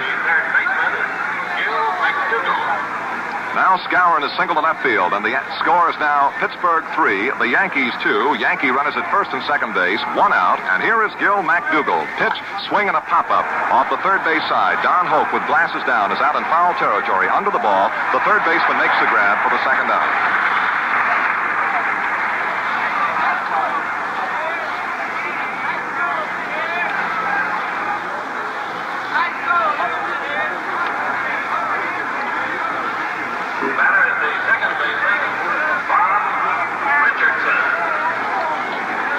With 2 out in the Yankee half of the 4th inning, and the score, the Pirates 3, the Yankees 2. The batter now is Bobby Richardson. Swings and hits a high fly ball to center field. Coming in on the ball, the center fielder Verdon, calling for it all the way. He's under it and makes the catch for the final out. Well, the Yankees pick up 1 run in this inning on the 2 base hits. No Pirate errors, and 2 men are left on. And the score at the end of 3.5 innings of play, Pirates 3, Yankees 2. Well, Bob Clemente, the right fielder for the Pirates, can do it all. Run, field, and hit. He's a comer. Moving up to the class of Willie Mays, Duke Snyder, Jim Landis, all great outfielders. And by the way, those great players, as you may guess, are all Gillette shavers. They go all out on what they have to say about the Gillette Super Blue Blade. Have you tried the new Gillette Super Blue Blade? Unless you have, you just don't know how wonderfully clean and comfortable shaving can be. There has never been anything to compare with it in the manufacture of shaving instruments. You shave quick and easy. You look and feel clean. You're refreshed. By now, 12 millions have tried the Super Blue Blade. How about you? There's no better time than right now. For while they last, you get a dispenser of Super Blue Blades, a modern Gillette Super Speed razor, and streamlined travel case, all for only 89 cents. Gillette Super Blue Blades also come in dispensers of 10 for 69 cents or 15 for $1. We pause now, 30 seconds for station identification. Are you mixing with the best? Saratoga Vichy with the yellow label, with the yellow label. Always ask for Saratoga Vichy, the mixture that's bubbling over with good spirits. And remember, Saratoga Vichy comes only in a bottle, the green bottle with a yellow label. Saratoga Vichy, yellow label. Saratoga Vichy, yellow label. Saratoga Vichy. WGY 810 on your dial and WGFM Schenectady. Burgess leads off for the Pirates in the last half of the 4th inning. 3-2, Pittsburgh leading the Yankees. Hits a high fly ball out into right center field. Maris and Mantle converge. Maris calling for the ball. And now Mantle moves over, and Mantle makes the grab. So Burgess on the first pitch flies out to the center fielder, Mickey Mantle. Now the batter will be Don Hoke. In the first inning this afternoon, Hoke carried the count 3-2 against Jim Coates before grounding out the shortstop, Kubek.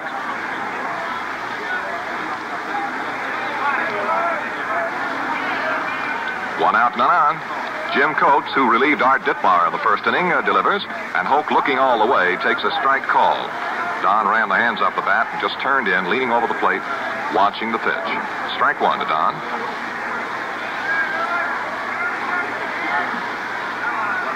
And the Yankee right-hander, Coates in the move now, delivers. He's high with this offering, and the count evens 1 ball and 1 strike. The Pirates 3, the Yankees 2. And the Pirates are batting 1 out, none on in the last half of the 4th inning. And what a start to this ball game. Boy. Now the 1-1 pitch to Don Hoke. Coates steps and throws. He's low with a breaking ball, and the count 2 balls and 1 strike. This capacity crowd at Forbes Field hardly had a chance to sit down in the last half of the first inning. Now the 2-1 pitch. Swing and a miss. Don gave it the big ripple. He was trying to hit that one far out into the afternoon. Hoke hit 16 home runs for the Pirates this year. Drove in 79. And his average on the season was .282. Now Coates ready to go. 2-2 pitch to Hoke. Too low. And we fill the count 3-2.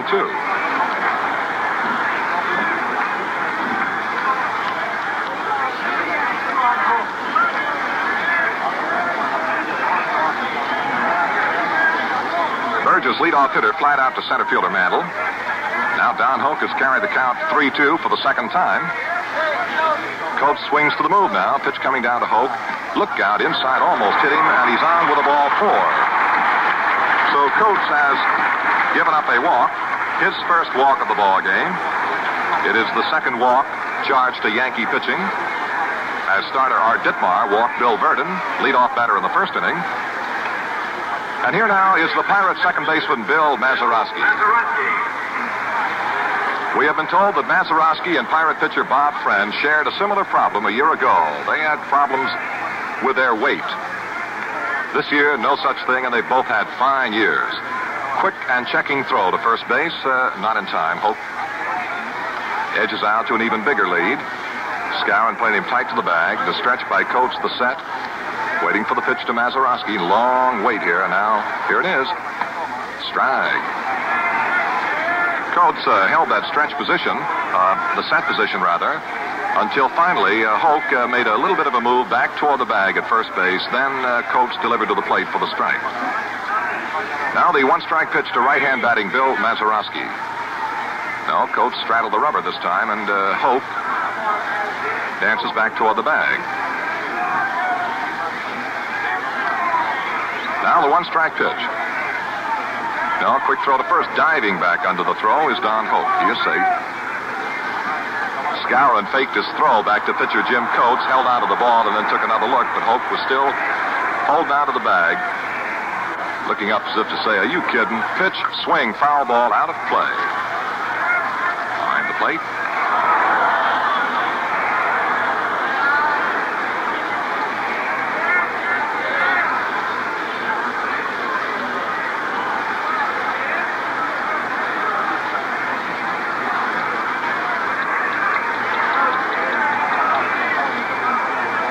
Two strikes, the count to the Pirate second baseman Bill Mazeroski. One out in the last half of the fourth inning. Pittsburgh 3, the Yankees 2. And another quick throw to Hoke, who has to belly back into the bag at first. Hoke getting as good a lead as he can. The ball players say get as big a lead, so big that it'll allow you to just about get back there. And the pitch. Swinging a fly ball, well hit deep to left field. This might do it. I don't know. It's going to be a home run for Bill Mazeroski.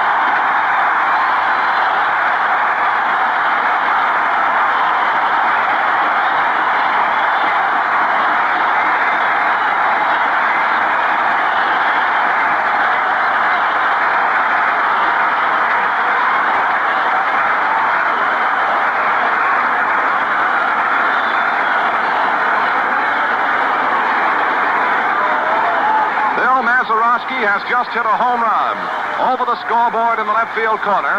Two more Pirate runs come in, and it's now Pittsburgh 5, the New York Yankees 2 in this first game of the World Series. The batter is pitcher Vernon Law. Ball one is high and inside of Vernon.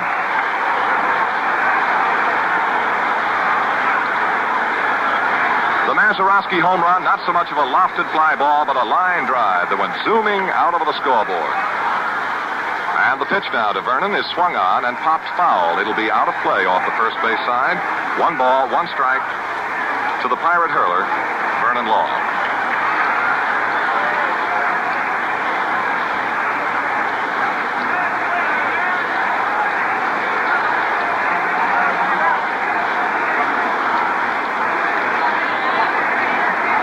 Pirates carrying the battle to the New York Yankees here in their home ballpark. Now lead by a score of 5-2, 1 out and none on. And the 1-1 pitch to Vernon Law. Jim Coates delivers. High, ball 2.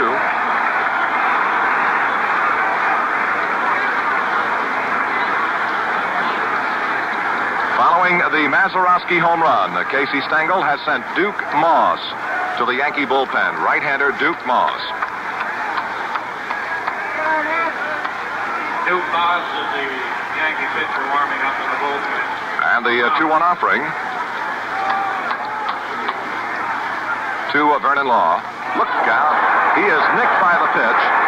He ducked away from an inside high offering and was hit a glancing blow and is off and down to first base, hit by the pitch. Well, as Jack Quinlan said a moment ago, we've had a little bit of everything in this first game of the series between the Yankees and the Pirates. Home runs, doubles, stolen bases, walks, strikeouts, error, and now a hit batsman. Yogi Berra has gone to the mound to talk to the slender right-hander Coates. Bobby Richardson also in on the mound.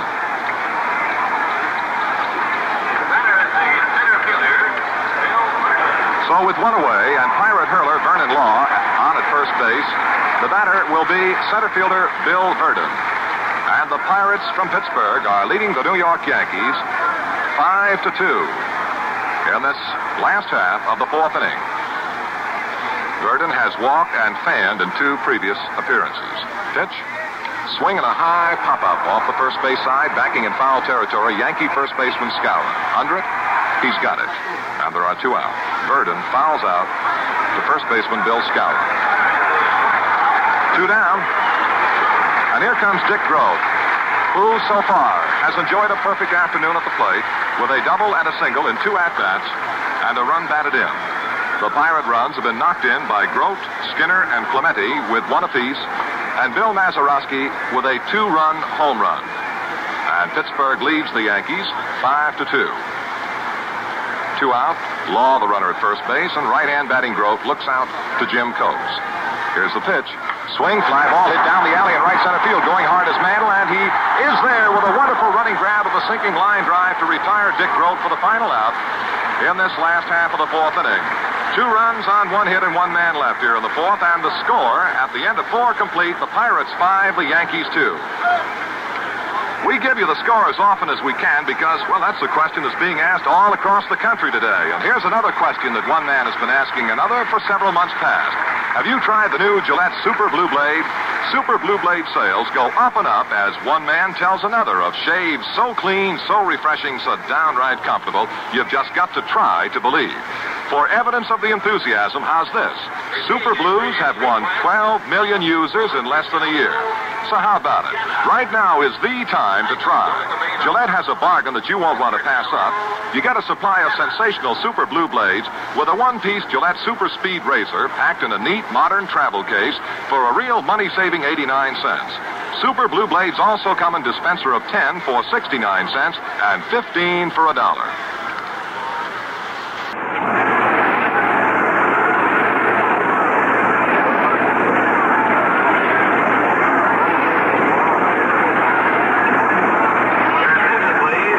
To move right along to the Yankee half of the 5th inning.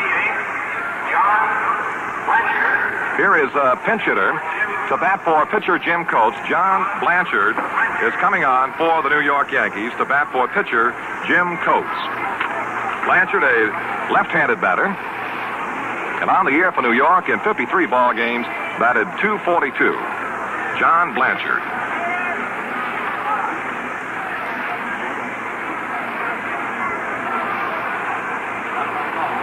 Pirates leading the New York Yankees 5-2 as the Yankees come on in the top half of the 5th inning, and John Blanchard pinch hitting for Jim Coates. Looks at the first offering, too high for a ball. Left-hand batting Blanchard.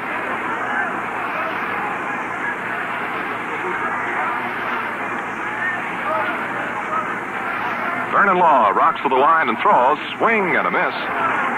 He got that good breaking ball by Blanchard.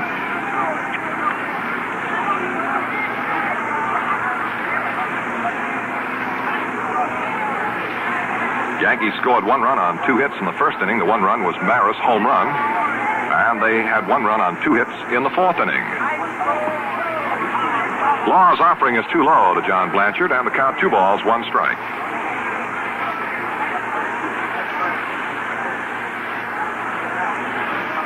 And the next offering is swung on a ground ball, sharply hit to first base, picked up neatly by Dick Stewart. He runs to the bag and tags up for the unassisted putout, and listen to the hand that he gets. I'm certain that most baseball fans are aware of the fact that Stewart is not to be classed among the better fielding first basemen in baseball. But Blanchard hit a ripping ground ball to the glove side of Stewart, and he made it look ridiculously easy. And the fans here in Pittsburgh gave him, as you heard, a wonderful ovation. 1 out, none on, and left-hand batting Tony Kubek faces Vernon Law. Ball inside low to Tony. Kubek had an infield hit to third in the 1st inning and bounced out to the pitcher in the 3rd. Pirates lead the Yankees by a score of 5-2, 1 out, none on in the Yankee half of the 5th inning. Fly ball hit down the left field side. It's fading, a foul ball and out of play. 1-1 to Kubek.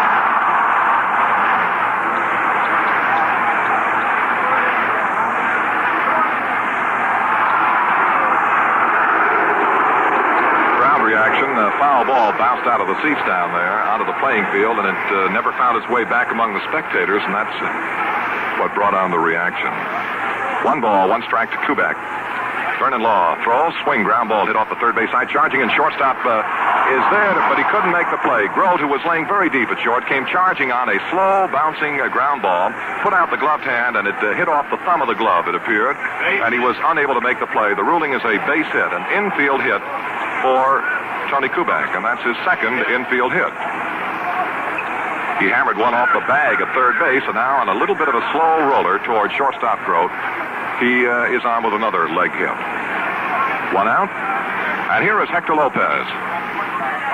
Law gets a strike called over the outside corner above the knees.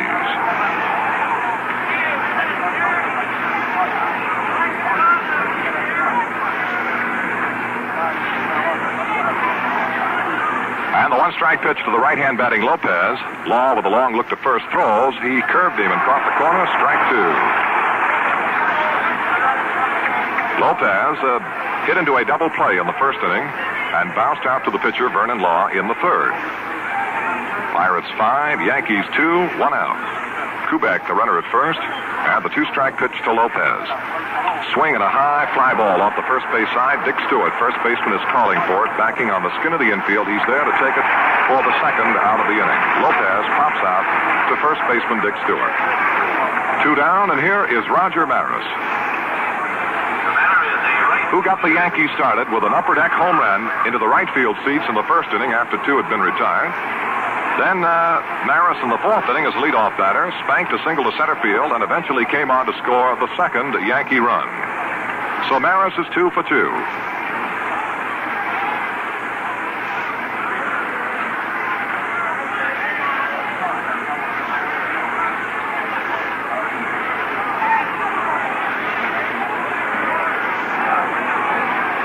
Two out. Kubek, the Yankee runner at first base. And now Law, the first offering to Maris. Look out right up under his chin. A whistling fastball that came high and tight to Roger Maris.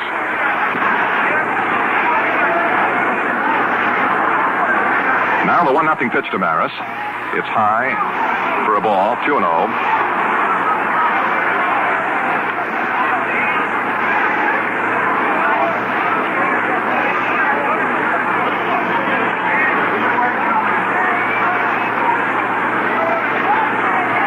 The 2-0 pitch to Roger Maris, cut out and fouled out of play behind the plate. 2 balls and 1 strike as Maris went to cutting on a 2-0 pitch, fouled it away.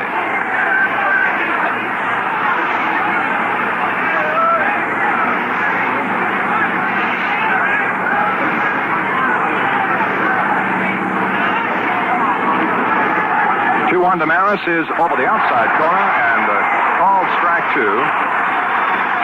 Good breaking ball. Kind of looked like a sinker. Law, I am told, throws a sinker, and he'll kind of turn it over. His fastball, he'll turn it over, and it will be sinking and going down and away to a left-handed batter, such as Roger Maris. 2 balls, 2 strikes to Maris. 2 out, Kubek at first. Here's the pitch. Swing and a high pop-up off the first base side. Dick Stewart, Pirate first baseman in foul territory, walking under it. He's got it. That's the final out. For the Yankees in the 5th. No runs, 1 hit. No errors, 1 left. And the score at the end of 4 1/2 innings of play, it's the Pirates 5, the Yankees 2. This portion of the 1960 World Series is brought to you by General Motors. Chances are you'll find your new car at GM, 'cause there's more to choose from. Value and choice from GM. Yes, you get solid General Motors value in every one of the GM cars for $61. Widest choice ever. Chevrolet and the new size Chevrolet, the Corvair. Pontiac and a new size Pontiac, the Tempest. Oldsmobile and a new size Oldsmobile, the F-85.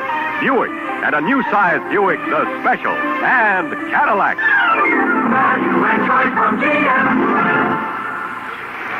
And remember, all of these great General Motors cars are backed by the new GM dealer warranty, which excludes only tires and those items recognized as normal maintenance. It provides the finest kind of protection for your investment during a full year or 12,000 miles of driving, whichever comes first. Moving now to the last half of the 5th inning, and the Pirates will come on. against a new Yankee hurler. And to tell you all about it, it is my pleasure now to swing this microphone over to the voice of the Chicago Cubs and a fellow we enjoyed so much in the All-Star game in Kansas City, Jack Quinlan. Jack? Well, thank you very much, Chuck, and hi again, baseball fans. Duke Moss is the third Yankee pitcher of the ball game, one of Stengel's great relief pitchers. He won 5 and lost 1. He was used primarily in relief. Duke was in 35 ball games, 34 of them as a relief star. 5 wins, 1 defeat. He posted an earned run average of 4.18. Jim Coates worked 3 2/3 innings in relief today, gave up 2 runs, 3 hits, one of them the 2-run homer by Mazeroski, struck out 2, walked a batter, and hit 1 man. Bob Skinner, the Pirate left fielder, leads off in the bottom of the 5th inning. The Bucks lead the Yankees 5-2. The ball game got started in great shape. A home run by Roger Maris in the first for New York, and the Pirates came roaring back for 3 runs in their half of the inning. New York got another run in the 4th, and Pittsburgh got 2 in the bottom of the 4th, and that's the way it stands now. Pirates 5, Yankees 2, and Duke Moss on the mound ready to work to Bob Skinner. Skinner has singled, driving in a run, and scored 1 himself, and he's lined out to Mickey Mantle in center field. Moss winding, and here's the pitch. A swing and a ground ball, a hot smash to Richardson off his leg out into right field. Here's Skinner rounding first. He's going to try it. Maris up, fires to second. He is safe at second base. Roger Maris fired the ball to the shortstop, Tony Kubek, and the second base umpire, Bill Jakowski, called him safe. It's an error on Richardson for failing to stop that hot smash on the ball, hit right back at him at second base. And that is the second Yankee error of the ball game.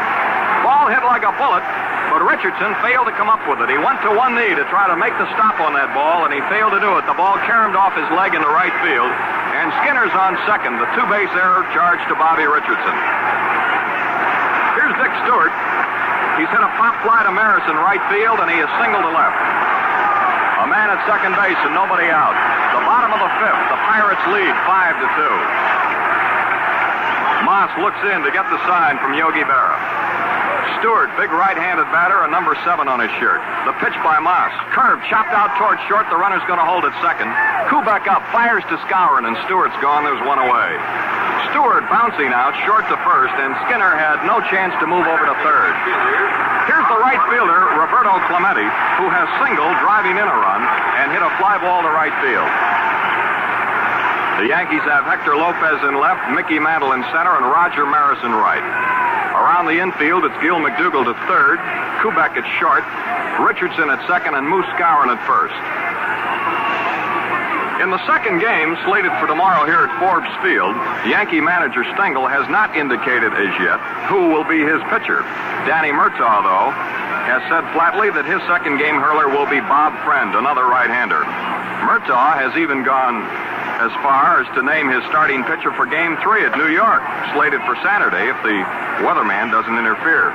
In New York's first game at the stadium, left-hander Vinegar Ben Mizell will pitch for the Bucks. But as I stated before, Stengel hasn't even given tomorrow's game a thought yet. Here's Clemente ready to take a curve, a strike right over the plate, belt high.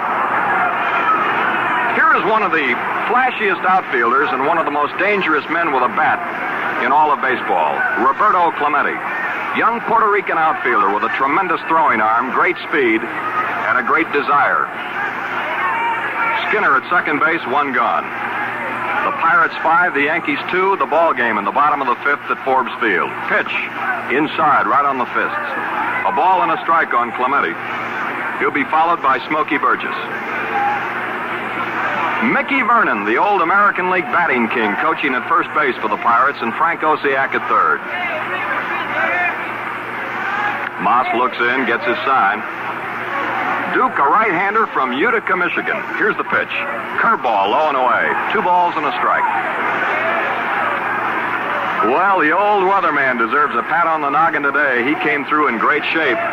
Let's hope it stays like this for the remainder of the series. 2-1 on Clemente, the Pirate right fielder.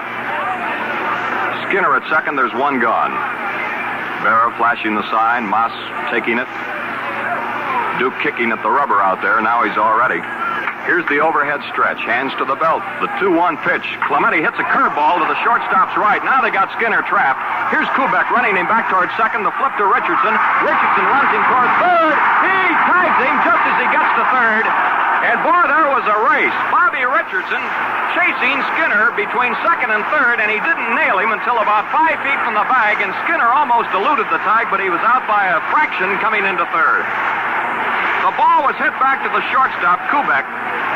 He faked the runner back to second base, then finally threw the ball to Richardson, and Richardson chased him into third, and Richardson finally made the tag, but almost after Skinner had himself third base. It's a fielder's choice. Clementi's on first base, 2 gone now.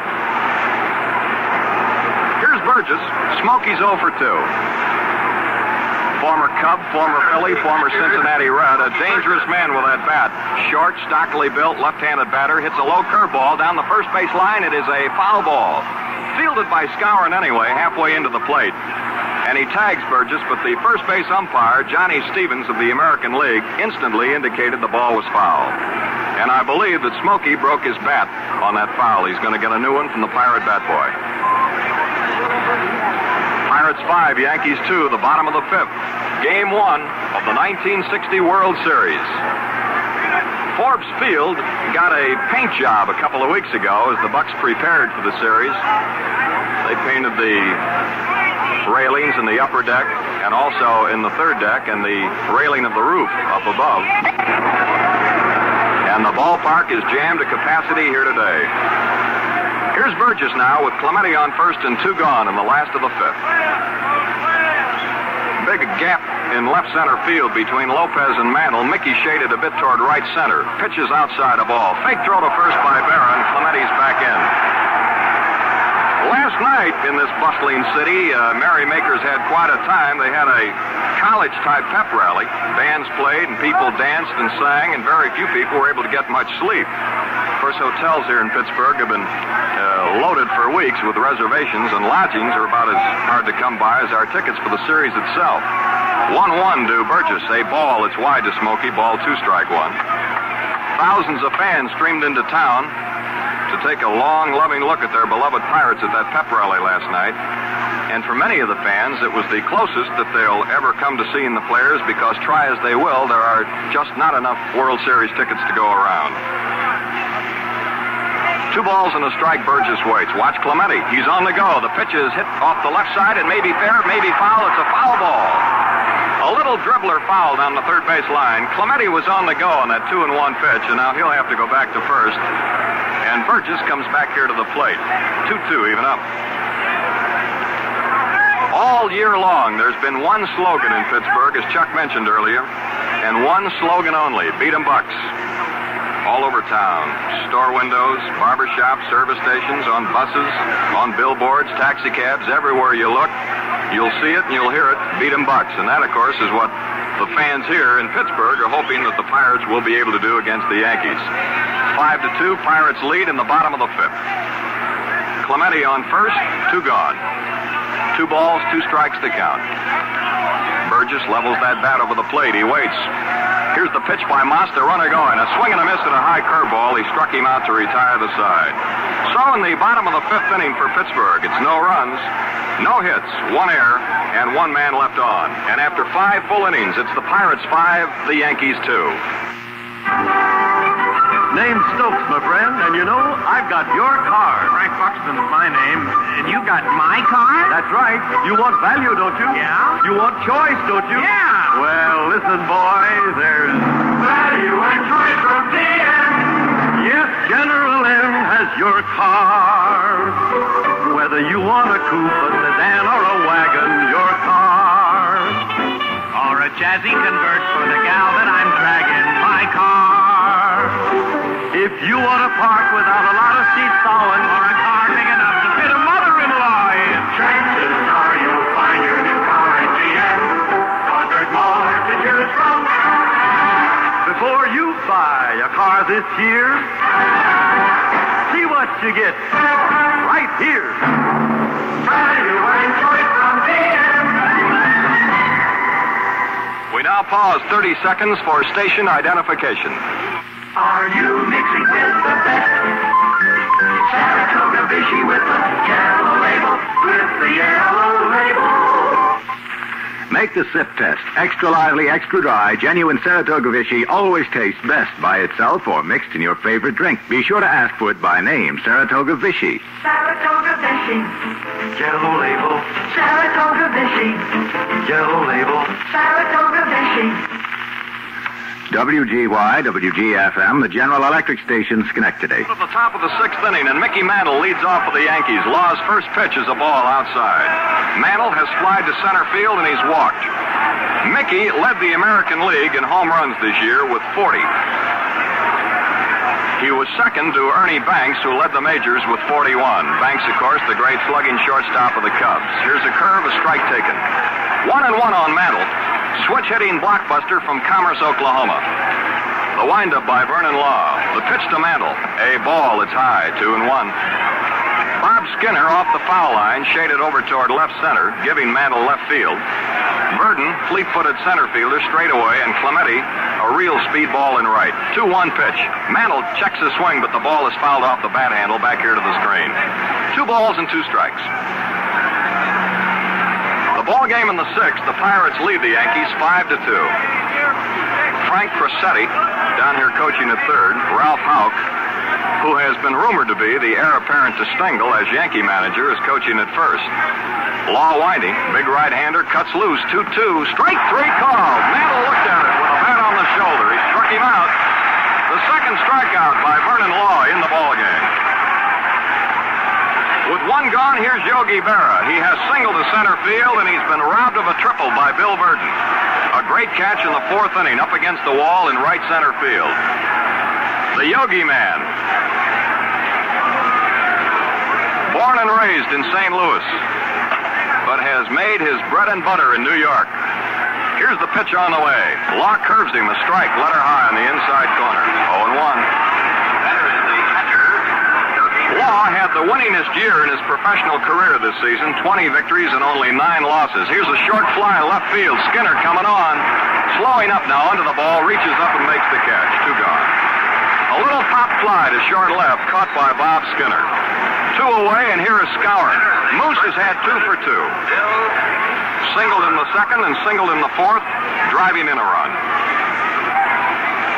Not too many years ago, this fellow was a great softball player around Chicago. And a big man on the campus down at Purdue University. Slow curve, a strike that Law hangs over the outside corner at the knees. 0-1. Skowron, great power to all fields. Big right-handed batter. Here's the pitch by Law. Curve, and he swings and taps it foul off here to the left. 0-2. 2 out and nobody on, 6th inning. The Yankees at bat, trailing Pittsburgh 5-2. Vernon Law. In his first World Series appearance, of course, there are only 4 members of the Pirates who have ever played in a series before. They are all ex-Dodgers. Rocky Nelson, Gino Cimoli, Don Hope. Here is a curveball that's outside. And Clem Labine is the 4th one. 1-2 the count on Skowron with 2 out. Newspapermen from all over the world are taking this one in. Here's the pitch to Skowron. He struck it out to retire the side. A swing and a miss. And it's 2 strikeouts in the inning, 3 in the ball game for Vernon Law. 3 up and 3 down. Only the second time out of 6 that Law has retired the Yankees 1-2-3. No runs, no hits, and none left. And at the end of 5.5 innings of play, it's still the Pirates 5, the Yankees 2. Value and choice from GM. Now it's the 60 wonderful Chevrolet. The new size U-size Chevy. Trimmed a bit on the outside to give you easier parking and maneuvering. Inside, it's roomier and more comfortable than ever. Chevrolet, the most usable, livable, likable car yet. See it at your quality Chevrolet dealers. The 61 Chevrolet will be at your dealers on Friday. Well, fans, we're going into the bottom of the 6th inning at Forbes Field, and Don Hope, the scrappy Pirate third baseman, will lead things off. He'll be followed by Mazeroski and then the pitcher, Vernon Law. On the mound is Duke Moss, the third pitcher that Yankee manager Stengel has used. Art Ditmar started, and this was not Ditmar's day. He lasted 1/3 of an inning, allowed 3 runs, 3 hits, walked a batter, and Stengel got him out. brought on Coates, who didn't do badly until the fourth inning when a walk and a home run hurt him. Then he was taken out for a pinch batter. So this is Moss in his second inning in relief here. Don Hoke has grounded out, walked, and scored a run. He is one of several Pirates who are good candidates for the National League's Most Valuable Player Award. Here's the pitch by Moss. Curveball swung on and fouled. It may make the roof. It goes up into the third deck right behind the plate. One strike. Well, baseball men have been arriving in Pittsburgh for days now. Club owners, general managers, coaches, players. Anyone and everyone connected with baseball is on hand to watch these two clubs battle it out in the opening game here today. Hoke waving that bat around. One strike to count. Now the windup. The pitch from Duke Moss. The swing and a little pop fly short right field. Roger Maris coming in. He's getting under the ball. Should make the play and does. One away. Hoke did not want to swing. He tried to hold up, but it was too late. The ball jumped off the bat and was sent into short right. Here's Mazeroski, who has struck out and driven a two-run homer over the left field wall. One away in the bottom of the sixth.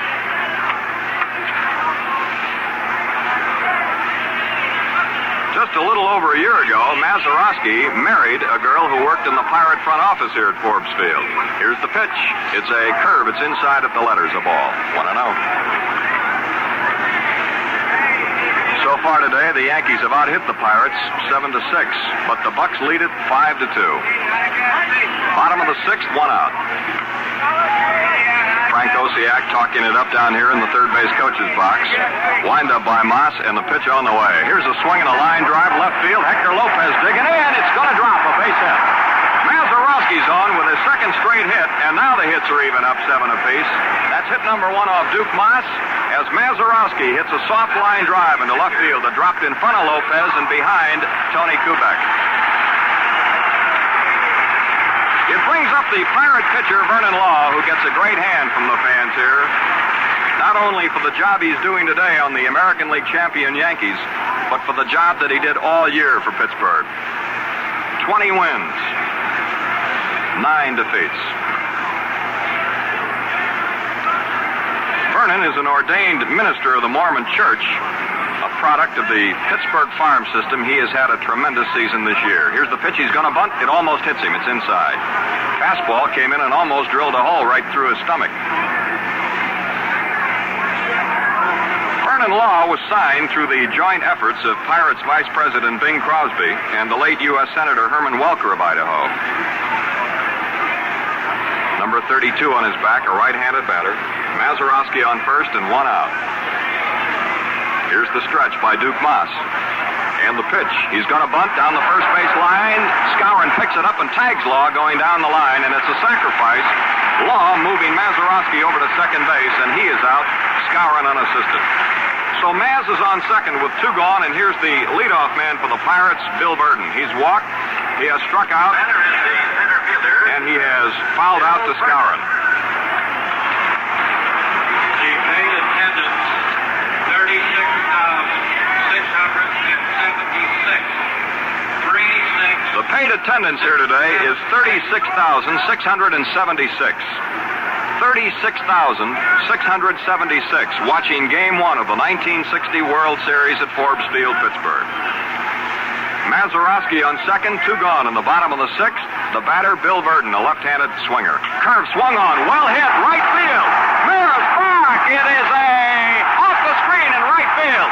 Here's Mazeroski scoring. Burton goes in with a stand-up double. The Pirates lead 6-2. A long blast off the top of the screen in right field. He didn't miss a home run by very much. That screen is 27 feet high, and the ball hit high off that screen in right field in front of the folks in the lower deck. And it's a double by Burton and a run driven in. Mazeroski scores from second base. Run number 1, hit number 2 off Duke Moss, and the Pirates are now leading 6-2. Here's Grote. He has doubled, singled, and lined hard to Mickey Mantle in center field. Ryan Duran, right-hander, warming up in the Yankee bullpen out here in left field.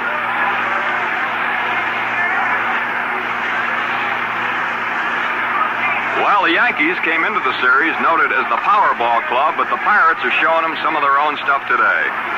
Grote, right-handed batter, teammate at second base, 2 gone. Pitch to Dick inside, up around the hands, ball 1. Grote, the National League batting champion, with an average of .325, he beat Norman Larker of L.A., who finished 2 points behind him. Grote, one of the few fellas in the major leagues today that never played an inning of minor league baseball. He was signed right off the campus at Duke University. Here's the stretch by Moss. The pitch to Dick, a check swing on a curve that hit the outside corner. A ball and a strike, even up. Not only was Grote a star baseball player in college, but at Duke he was a basketball All-American.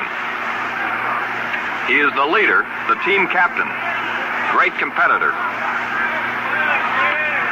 Pirates have been blessed with fine shortstops in their pennant-winning seasons.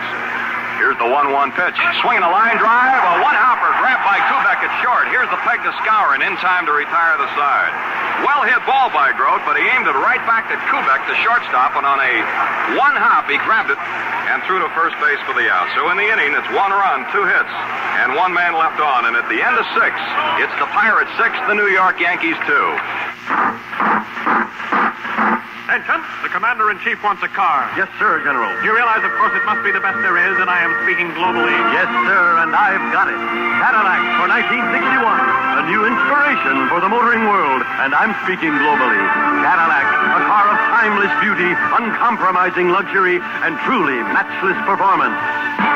It's your car. Under the hood, everything is perfection. Your car. I've checked the inside. It passes inspection. My car. Trimness and crispness add to Cadillac's beauty. It's above and beyond the call of duty. Chances are you'll find your new car at GM, 'cause there's more to choose from. Value and choice from GM. A Cadillac for the Commander-in-Chief. Yes, my wife will be in to pick it up herself. We go to the top of the 7th with Gil McDougald leading off for the New York Yankees. McDougald will be followed by Bobby Richardson, and then probably a pinch hitter for the pitcher Duke Moss. Ryan Dern continuing to heat up in the New York bullpen. McDougald has been up once in the ball game, and he hit a pop foul to Don Hoke, the third baseman. Skinner in left, Burden in center, Clemente in right. They're all set. Here's Law winding, and the pitch to McDougald. Curveball, low and away, ball 1. Gil, a veteran of series play.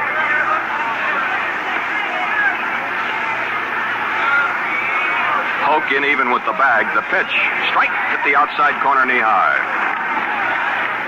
Talking about Grote and the fine Pirate shortstops in their pennant-winning years, back in 1901 and for several years after that, Hannes Wagner was like a tent all over shortstop. Here's a chopper to Grote. He has it, high bounce, the peg to first in time. McDougald is out, Grote to Stewart. 1 away, and it brings up Bobby Richardson.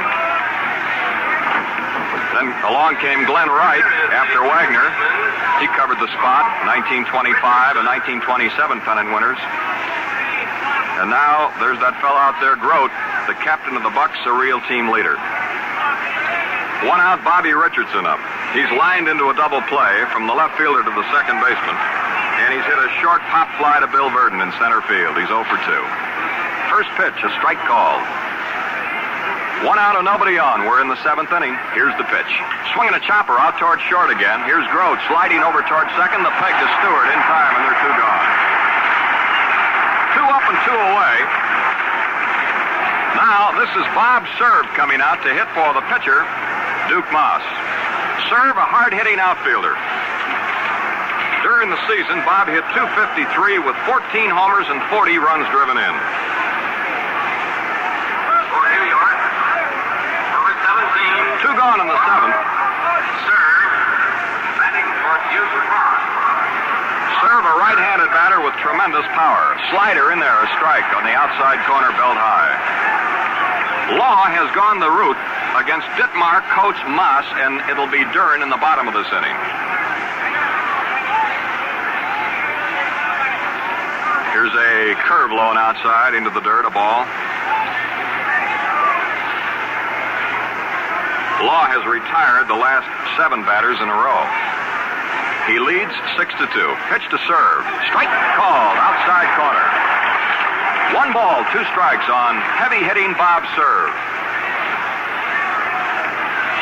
Game 1 at Forbes Field with the Pirates leading 6-2. Here's a chopper out toward short. He bobbles the ball. It rolls off his glove out behind second base onto the grass in center field. It was a tough play for Grote to get there anyway, and they call it a base hit for Bob Serve, a pinch single. That is hit number 8 by the Yankees against Vernon Law.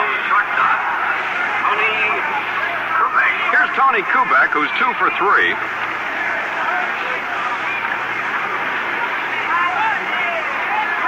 A man on first base, 2 gone in the 7th. The shadow of the upper deck now in right field starting to make its way out in toward right center. Here's a swing and a foul on the opposite field. It hits the roof of the upper deck in left field and drops back onto the playing area out where Ryan Dern is warming up. 1 strike on Kubek. Serve is on first base with 2 out in the 7th.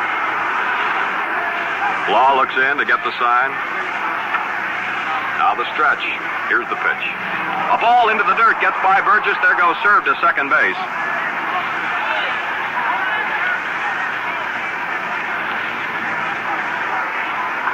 That's a wild pitch charged to Vernon Law. A wild pitch charged to Law, enabling Serve to go to second. Law, in 35 starts during the season, pitched 18 complete games, winning 20, losing 9, earned run average 3.11. Here's a swing and a shot to left field. Back goes Skinner. He's out there and reaches up to haul it down. Well-hit ball by Kubek to the opposite field. He drove Skinner back near the scoreboard in left, and he grabbed it. No runs and 1 hit, and a man left on. And after 6.5 innings of play, it's the Pirates 6, the New York Yankees 2. Value and joy from GM. For instance, Oldsmobile's new F-85 for 1961. F-85, the hot new number in the low price field. With big car performance, small car economy. It's sized right, powered right, priced right, and every inch an Oldsmobile. See the great new Olds F-85 at your quality Oldsmobile dealers. Tomorrow is the day to get your first look at an Olds F-85. Here's something every motorist should know. Exclusive GM Guardian maintenance, which means factory-trained mechanics giving educated service with factory-approved parts and the most modern equipment. Take your car or truck to your GM dealer for Guardian maintenance.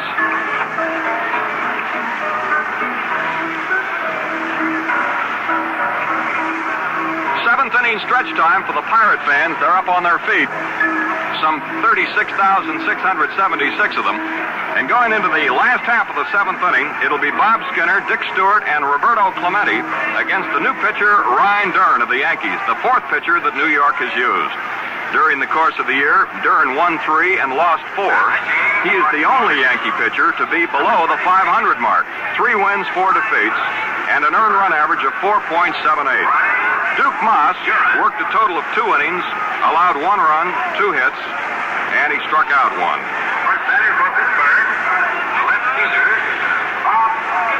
Bob Skinner will lead off. So the Pirates now have looked at Ditmar, Coates, Moss, and Dern as we go to the bottom of the 7th. Ryan, the flame-throwing right-hander from San Antonio, Texas. Skinner has singled, lined to center field, and been safe on an error by Bobby Richardson.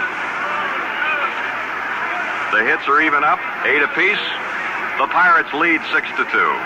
Dern looks in to get the sign from Yogi Berra. The windup by Dern, and the first pitch, a strike right over the plate, belt high. 0-1. Lopez in left, Mantle in center, Maris in right. McDougal, Kubek, Richardson, and Skowron in the Yankee infield. Here's the windup, and Dern's 0-1 pitch to Big Skinner. Fastball hit him in the arm, and I'll tell you, I'll bet that smarts. Boy, when that guy drills you, you can feel it for a week. Skinner has just been hit by Dern's second pitch in relief. Next batter is the first baseman, Dick Stewart. That is the second Pirate to be hit. Vernon Law was nicked by a pitch back in the 4th inning. And now Skinner is hit, leading off the bottom of the seventh. Here's Stewart, the big Pirate first baseman. He's hit a fly ball to right, he has singled to left, and he's been thrown out by Kubek, the shortstop. 6-2 Pirates in the bottom of the seventh inning. Skowron playing right on the bag at first, keeping Skinner as close as possible. Duran wears big, heavy glasses. He's into that overhead stretch now. And here's the pitch on the way. Curve up around his chin, ball one.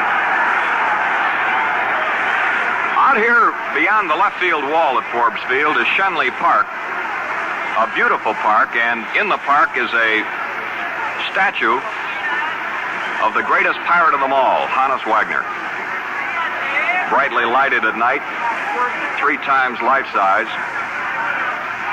Here's the stretch. The pitch to Big Stewart. Strike, outside corner. 1-1 on Dick.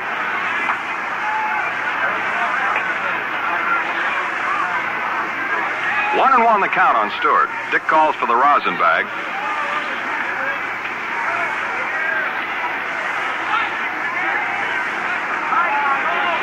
The Pirates have had at least one hit in every inning except the second and the fifth. 3 hits in the first, 2 in the third, 1 in the fourth, 2 in the sixth inning. 1-1 on Stewart. Skinner with his lead. Watch it now. Here's the pitch. A ball that's high. Started to go, but he held up. 2 balls and 1 strike. Gino Somoli, an outfielder, is playing catch in the Pirate bullpen in right field. He may go into the game in the 8th.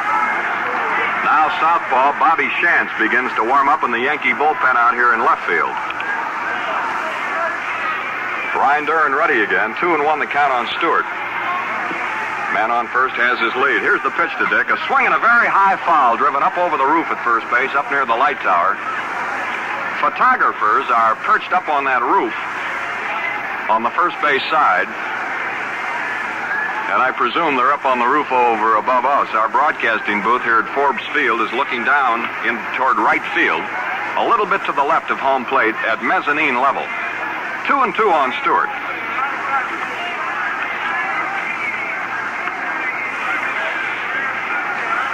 Now Duran looks in. Time called by plate umpire Dusty Bogus.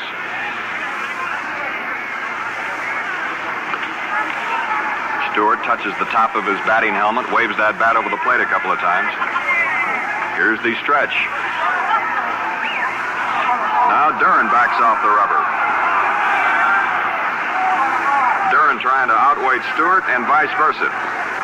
2 balls, 2 strikes on Dick. Skinner takes his lead. There is nobody out. Here's the 2-2 pitch by Duran. A swing and a ground foul past third up against the box seat railing. And it trickles out into short left field. The third base umpire, Nestor Shylock of the American League, trots out to pick it up. Baseball Commissioner Ford Frick over here on the just this side of the first base dugout, which is occupied by the homestanding Pirates. Seated just on the other side of the dugout in the front row is the president of the National League, Warren Giles. And down here, just beyond the Yankee dugout at third, is American League President Joe Cronin. 2 balls and 2 strikes. Stewart waits. Here's the pitch. Swing and miss. He struck him out on a slider, and there's 1 gone. Strikeout number 1 by Duran, the 4th Pirate to strike out, and that brings up Clemente, who has 1 for 3.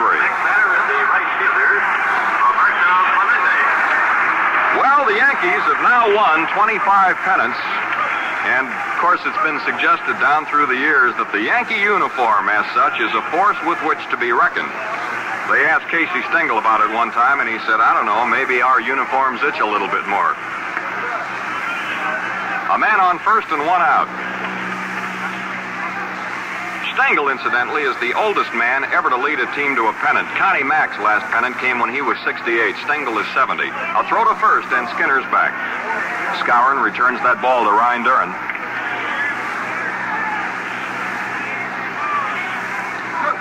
Here's the stretch by Duran. And the pitch to the Pirate right fielder. He swings and pops it foul. Back here, Barrow, mask off, digging toward the screen. I might have room. No, it's just a foot up on that net. Just a foot up on that net, and then the ball stays there on top of the screen right behind the plate. Yogi gave it everything he had. He dug all the way back here to the backstop, but he just couldn't get up there. The ball was out of reach. One strike on Clemente, a notorious right field hitter. And here's another candidate for the MVP award in the National League. The Pirates have several. Vernon Law, Don Hook, Dick Grote, Clemente. Clemente ended up with the fourth highest batting average in the National League, 314. The only fellows who hit higher than Roberto were teammate Grote, who led the league, Larker of L.A., and Mays of the Giants. Here's the pitch. A swing and a high pop foul down the first base line. Here's the second baseman, Bobby Richardson, going out near the stands, reaches in. He caught it. A great play by Richardson. He went into the crowd, leaning in a couple of rows as far as he could reach, and he caught that ball, and Clemente is retired. There was some play. Bobby Richardson, the little second baseman, went out there across the foul line and grabbed that ball. And Clemente is out there, 2 gone. Here now is Burgess. Smokey has struck out, flied out, and a fielder's choice. He's 0 for 3. So Skinner, who started the inning being hit by a pitch, is still on first base with 2 gone now. Bottom of the 7th, Pirates lead 6-2. It'll be Bob Friend against Stengel's nominee, and he hasn't named him yet, in Game 2 tomorrow. Chuck and I certainly hope that you'll be tuned in for Game 2 right here at Forbes Field again. Here's the pitch. Smokey takes a strike on the outside corner just under the belt. 0-1.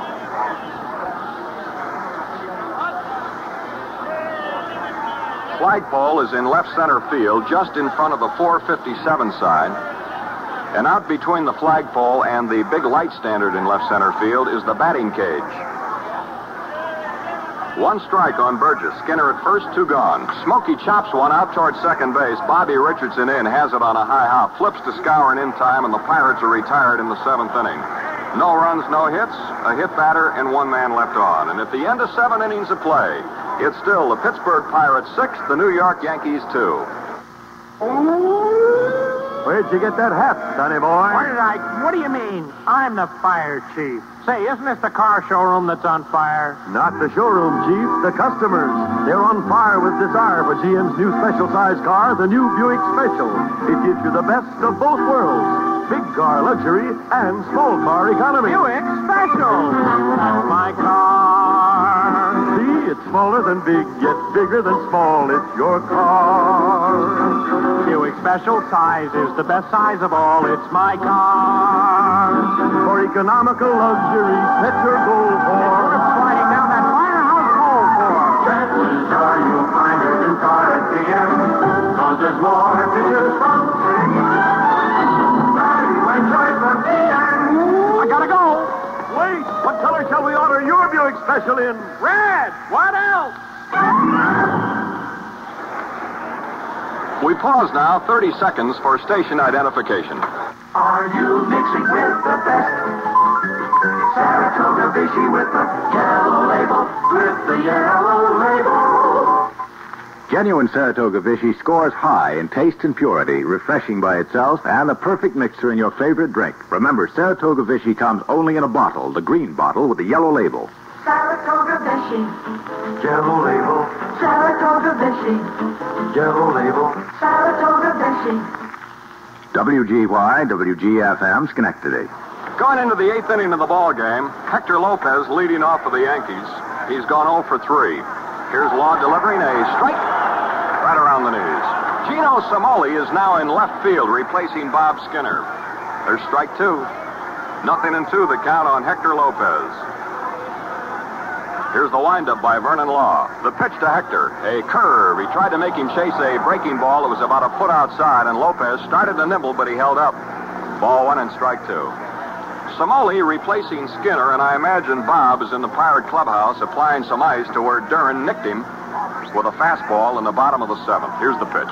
A line drive, a base hit to right field by Hector Lopez, leading off the New York 8th inning. Hit a line drive to right field, a base hit. That is hit number 9 off the pitching of Vernon Law, and brings up the right fielder, Roger Maris. Maris homered in the 1st, singled in the 4th, and hit a foul ball to Stewart in the 5th. Maris came to the Yankees from Kansas City on December the 11th of last year, along with Joe DeMaestri and Kent Hadley. Here is a ball inside. in the deal that sent Don Larson, Marv Throneberry, Norm Seaburn, and Hank Bauer to the A's. Law into the stretch. Man on first base. Here's the pitch. Up under his arms. A ball, 2-0. Ironically, Maris could be starting for Pittsburgh today in this game instead of the Yankees. That is, if a rumored deal during last winter's interleague trading period had been consummated. Here's the pitch. Swing and a very high foul ball. Out of play. It's going to go up near the roof on the first base side. Kansas City is said to have offered Maris to the Pirates in exchange for Grote. But the general manager of the Pirates, Joe L. Brown, nixed the deal at the last moment. And then, short time later, Roger came to the Yankees. 2-1 pitch, a swing and a high foul ball back behind the plate, out of play, 2-2. Roy Face and Fred Green, a right-hander and a southpaw, working in the Pirate bullpen down here in right field. Hector Lopez on first. There's nobody out here in the top of the eighth. The Pirates lead 6-2. They have been in front ever since the bottom of the first when they scored 3 times. Again the stretch. Law fires 2-2, and Maris cracks one into left field for a base hit. Here's Somoli, and he's going to play it on the second half. Hector Lopez goes into second base and holds up there. Roger Maris gets his 3rd hit in 4 times up in this ballgame with a line single to left field. Hit number 10 off the pitching of Vernon Law, and for the first time in the ballgame, Pirate manager Danny Murtaugh is going to the mound. The fighting little Irishman from Chester, Pennsylvania, is calling time. Captain Dick Grote, catcher Smokey Burgess, Law, and Murtaugh are out there discussing the situation right now. Well, Chuck, if this ball game is any indication of things to come through the rest of the series, we're gonna have plenty to talk about. I would say so, Jack. It reminds me, reminiscent, of course, there have been so many great series, but not too many years ago, the Yankees and the then Brooklyn Dodgers used to tangle in World Series games that are reminiscent of this one, and it appears that Danny Murtaugh has made up his mind and has decided now that he will make a pitching change. And from out of that Pirate bullpen down the right field line comes a man who has done nothing but a tremendous job for Murtaugh and the Pirates. It'll be Elroy Face. There's the announcement on Face. Vernon Law is still on the mound, of course. He's waiting for Face to get there. Law pitched 7 innings and to 2 batters in the 8th. He allowed 2 runs. He gave up 10 base hits. He struck out 3, walked 1, and threw 1 wild pitch. And listen to the hand they have for Vernon Law.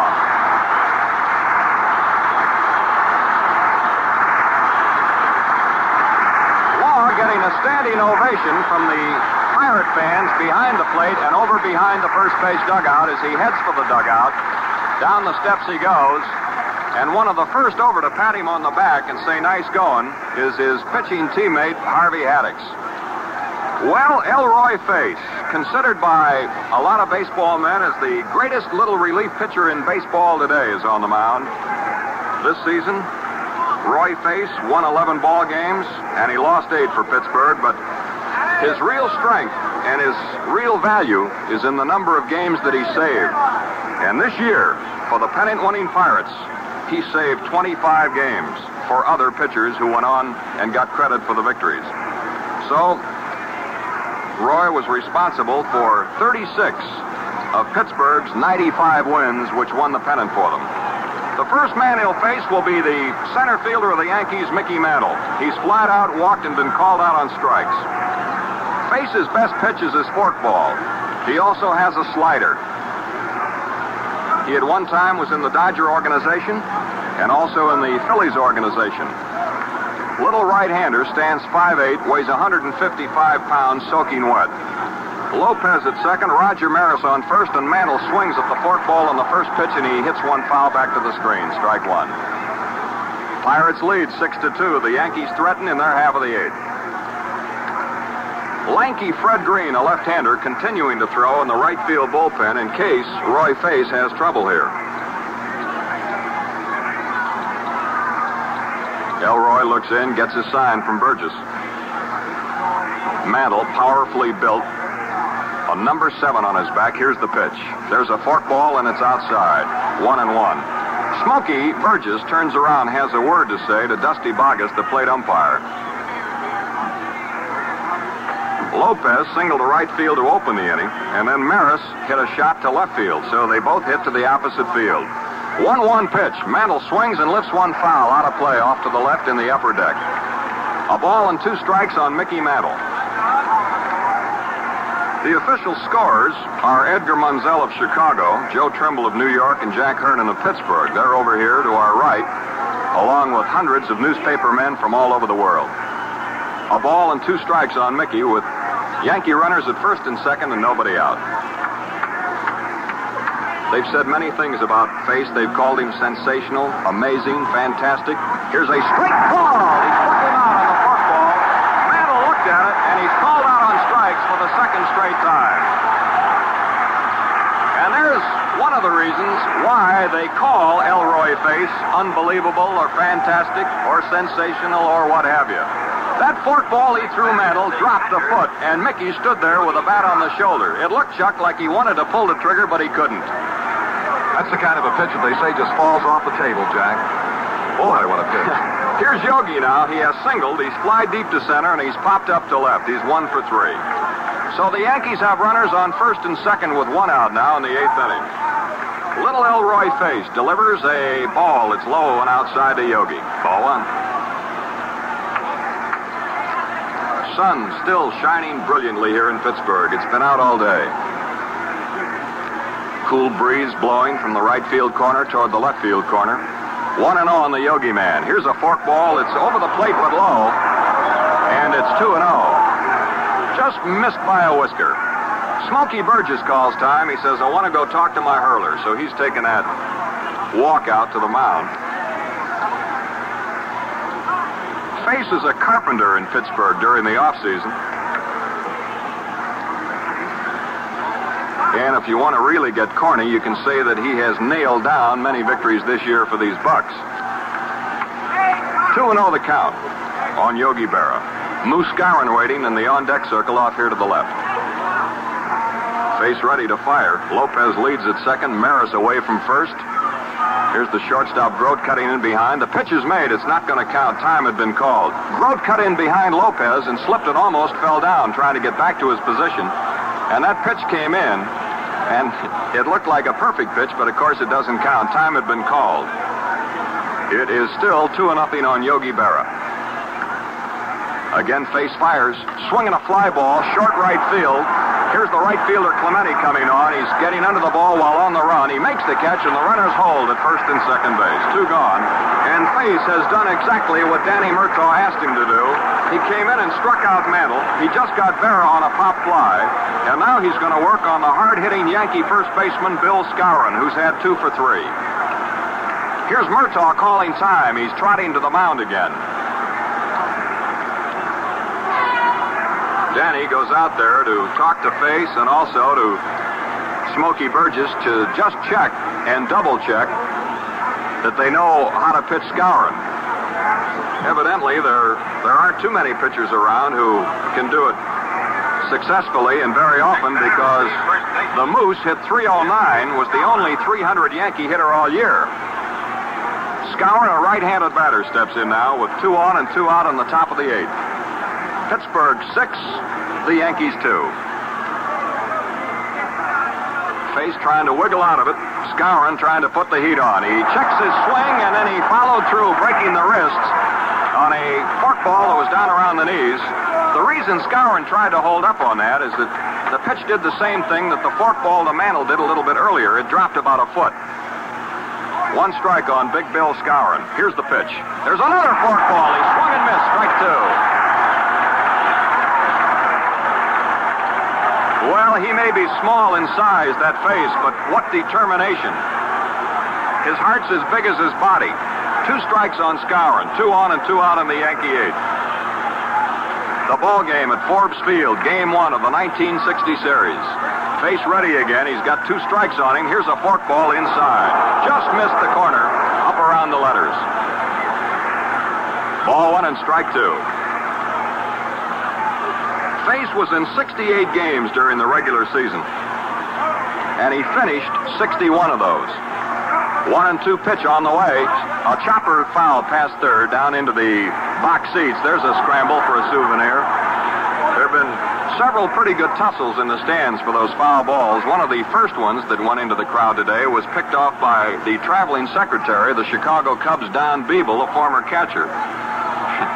And he displayed proof that he can still grab those pop-ups. 1-2 the count. Skowron waving that bat around. Runners at first and second, 2 gone. Face all set into the stretch. The glance back. And here's the pitch to Skowron. Struck him out. He got him. He struck him out on a slider, and it retired the side. And what a hand Elroy Face gets as he walks off the mound. In the inning, no runs and 2 hits. And those 2 men are left on base. And we go to the bottom of the 8th inning with the Bucks coming to bat. They still lead. Pittsburgh 6, the Yankees 2. Value and choice from GM. For 61, it's the hot newcomer from Pontiac, the Pontiac Tempest. America's first front-engine rear transmission car. Priced with the compacts, Tempest gives you a winning 130 horsepower from just 4 gas-saving cylinders. See Pontiac's new 1961 Tempest at your quality Pontiac dealers. See the Tempest at your Pontiac dealer November the 3rd. There are the figures on today's receipts. Total net receipts, $233,260.24.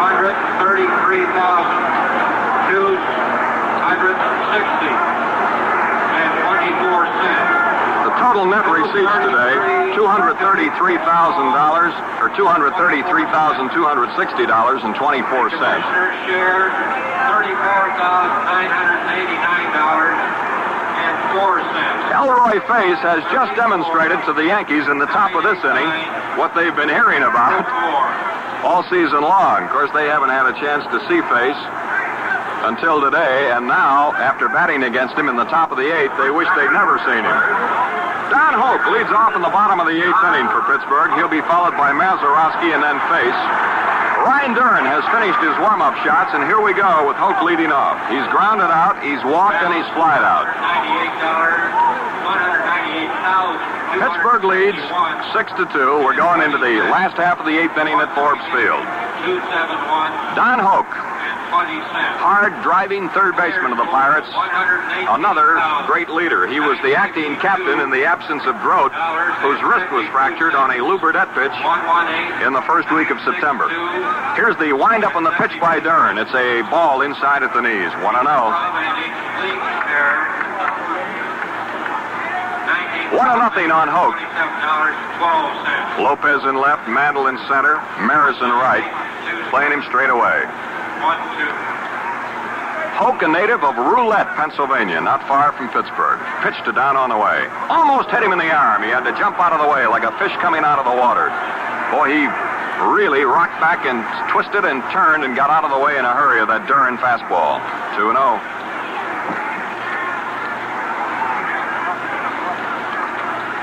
Ball 2, no strikes. Hoke suffered an injury to his foot a couple of months ago, getting out of a swimming pool, but he continued to play. Here's the pitch. It's a ball. It's wide this time. 3-0 on Don. Danny Murtaugh had indicated before the series got started that he would platoon only in 2 positions, left field with Skinner and Somoli alternating, and behind the plate with Burgess and Hal Smith alternating. Here's the 3-0 pitch to third baseman Don Hope. Strike on the outside corner at the belt. 3-1. Well, just a year ago, the Pirates finished 4th in the National League as the Dodgers won it, and the Yankees were 3rd behind the White Sox and Cleveland. 12 months has made a big difference to both these clubs. 3-1 on Don Hope. The pitch by Ryan Dern. A check swing and a ball that's outside. He held up and it's ball 4. Hope gets his second walk of the ball game.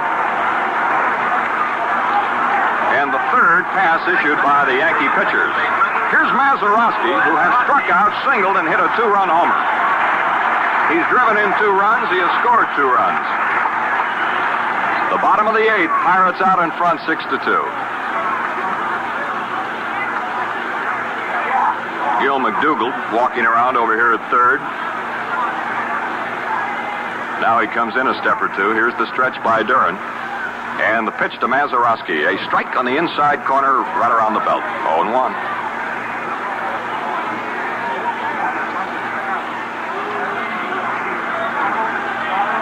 Ryan Duran, fourth Yankee pitcher used. Ditmar started, got KO'd in the first inning. Coates went 3 2/3. Duke Moss worked 2 innings. This is Duran's second inning in relief. 1 strike on Maz. Here's the stretch. And the pitch on the way. A strike called, outside corner with it. And it's 0-2. 2 strikes to count. Pittsburgh this year won 95 ball games. Last year, the Dodgers won the flag in the National League with 88 victories. That's the lowest figure for a pennant winner in National League history a year ago. Here's the stretch by Duran. 0-2 pitch to Mazeroski. A swing and a pop foul off here to the right. Skowron moves into the coach's box, down the line a little bit, under the ball, makes the catch foul. And there's 1 out. Mazeroski fouling to Skowron. Now it brings up Roy Face, and he'll get another great hand for the job he did in the top of this inning against New York hitting. Here's Elroy coming out.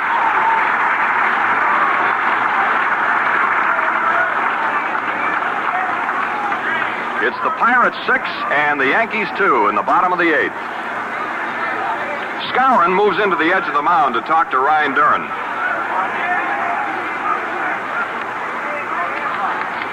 Face is not a bad hitter.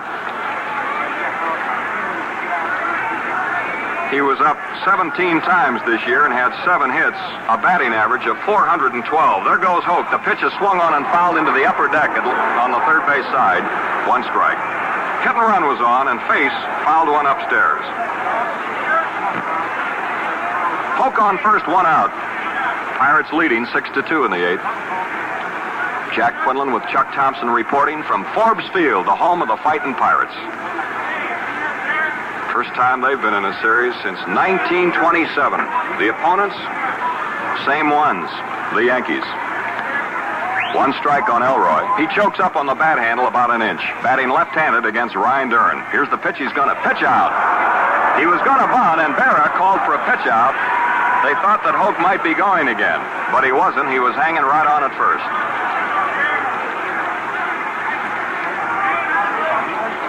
1-1 on Face. Verdon, the on-deck man for the Pirates. Left fielder Lopez is playing very shallow. Here's the pitch. There goes the runner. He's going to bunt. He pushes the bat right through it. The throw to second base in time to Kubek. Hoke is out on a missed bunt attempt by Elroy Face. He pushed the bat right through the pitch, and Berra fired to Kubek to nail down Hoke. So they're 2 out. And the count on Face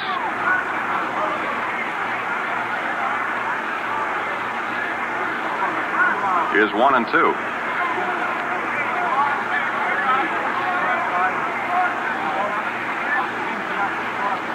Ryan Duran looks in. Now he's winding with the bases empty. 2 gone here. The pitch on the way outside. 2 balls and 2 strikes. Yankees scored a run in the first on Maris's home run in his first time at bat in a series.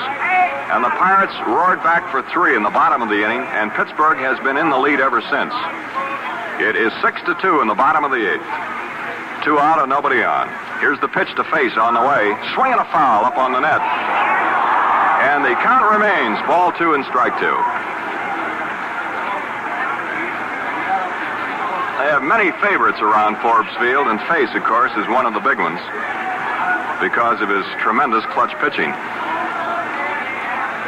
The Yankees got a great sample of it in the top of the inning when he came on with 2 men on base, nobody out, struck out Mantle, made Berra pop up, and struck out Skowron. 2-2 pitch to Elroy on the way. He cuts on one, hits a slow hopper back to Duran on the mound. He's going to throw him out. The flip over to Skowron, and it retires the side. In the bottom of the 8th for the Pirates, no runs, no hits. Nobody left on base, and after 8 complete innings of play at Forbes Field, it's the Pittsburgh Pirates 6, the New York Yankees 2. Bonjour, I wish to buy a car who will look, how does one say, dashing, elegant. You mean the 61 Buick with the clean look of action? How well you express it. Yes, sir. It's as fine, as new as you can go, with a new gas-saving turbine transmission. The Buick makes a great impression on the lady. Ah, she is my car. It's got a new Wildcat engine, control arm suspension, your car. The Arc de Triomphe will stand at attention, my car. Buick's beautiful styling and quiet power. We'll give them an eyeful at the Eiffel Tower. Chances are you'll find your new car at GM, 'cause there's more to choose from. Value and choice from GM. I suppose you'll want to drive your new Buick away right now? We may see. I have a few friends who are waiting outside.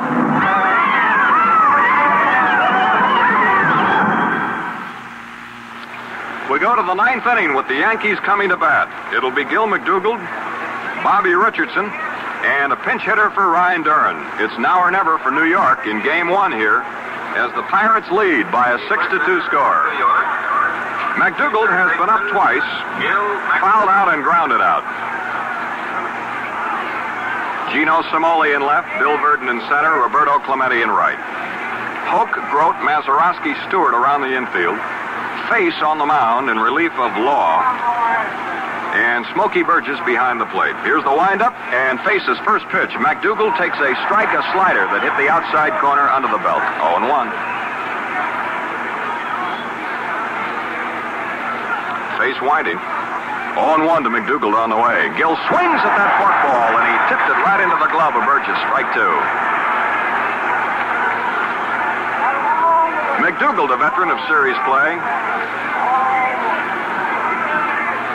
Gill was born on one end of the country. San Francisco, makes his home now in New Jersey. Here's the 0-2 pitch. A ball outside, just off the corner to a right-handed batter, 1-2. 6-2 Pirates. We're in the ninth inning. New York at bat. Roy Face winding. 1-2 pitch. Forkball, it's low. 2 balls and 2 strikes. Face actually learned this forkball from Joe Page, the ex-Yankee fireman. Here's the 2-2 pitch on the way. Swing, a line drive, right center field, might be extra bases. Here's Clemente over, cuts it off in a hurry, and McDougald's held to a single. A long single into right center field. A clothesliner hung out there by McDougald to open up the ninth inning for the Yankees, and that is hit number 1 off Face and hit number 11 by the Bombers. Here's Bobby Richardson now.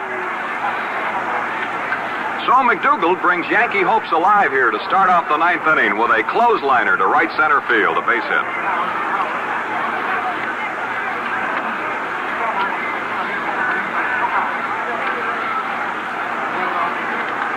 Richardson is 0 for 3. Here's the pitch. He takes a strike on the outside corner. Elston Howard has grabbed a bat. He's down here in the on-deck circle. He'll hit for Duran.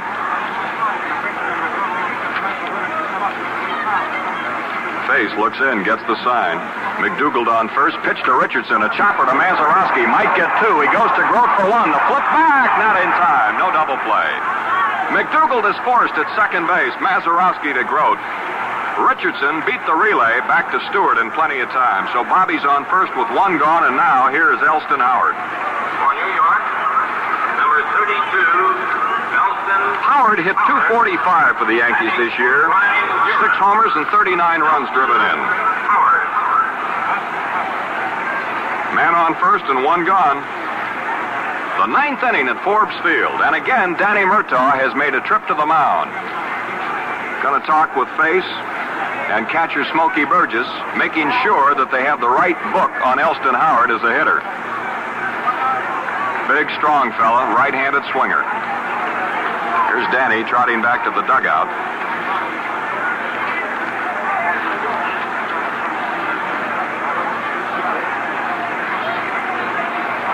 Elston Howard, right-handed batter. Bobby Richardson on first and 1 gone in the ninth. Swing and a miss. And a fastball that time. He pulled the trigger a little bit late. 0-1. Yes, sir. The last time these Pirates were in the Fall Classic was back in 1927. That's 3 years before Vernon Law and Dick Grote were even born. Here's a curve low and outside. 1-1. Law worked 7 innings and was taken out after giving up back-to-back singles to Lopez and Maris in the top of the 8th. 1-1 on Howard. Pitch to Elston. Swinging a fly ball right field. Curving. Well hit. Back goes the right fielder. He's not going to get it. It is over the screen in the lower deck, a home run. Elston Howard with a 2-run pinch homer into the right field lower seats over that screen. And it's now a 6-4 ball game in favor of the Pirates as Elston Howard gets off the bench with a heavy bat and hit a fly ball over the right field screen into the lower deck. Runs number 1 and 2 and hit number 2 off Roy Face, and the Yankees have tightened things up here in the 9th inning. That's their 12th hit and their 2nd home run. Here's the top of the batting order, Tony Kubek. Well, when that ball disappeared into the crowd in right field, there was a hush. Of course, when the scene moves to New York, and if that happens, there'll be fireworks. But the partisan Pirate crowd just sat back and didn't have a whole lot to say as that ball disappeared off the bat of Elston Howard. Here's Kubek now, left-handed batter. He's 2 for 4. Face fires right in there at the belt. Strike 1 called. Elston Howard got off that bench with instructions from Stengel to pop one out, and he did it. Here's the pitch. Swinging a high foul ball back here out of play off to the left. Into the upper deck. 2 strikes on Kubek. Hector Lopez on deck. Howard's home run was his 4th in World Series play. His 4th World Series homer. That was the 4th World Series home run for Elston Howard. The Pirate bullpen is busy. Left-hander Fred Green and right-hander Clem Labine warming up. 2 runs in, 1 out. The ball game, 6-4, Pittsburgh leads. The windup by Face. Here's the pitch to Kubek. Ground foul into the dugout and almost hit Casey. At third base, he's up on the top step, leaning forward, and that ball hit off the bat of Kubek, almost drilled to the Yankee manager. Members of the Yankee bullpen out here in left field are all on their feet watching the action. Here's Face winding. 0-2 pitch to Kubek. Swinging a ground ball up the middle, out over second base, a base hit. Face came close to knocking that ball down, but he failed to touch it, and the ball shot by him out over second base into center field for the 13th hit by the Yankees today, and that is the 3rd off Face. The Yankees come fighting back here in the 9th inning on a single, a home run, and another single.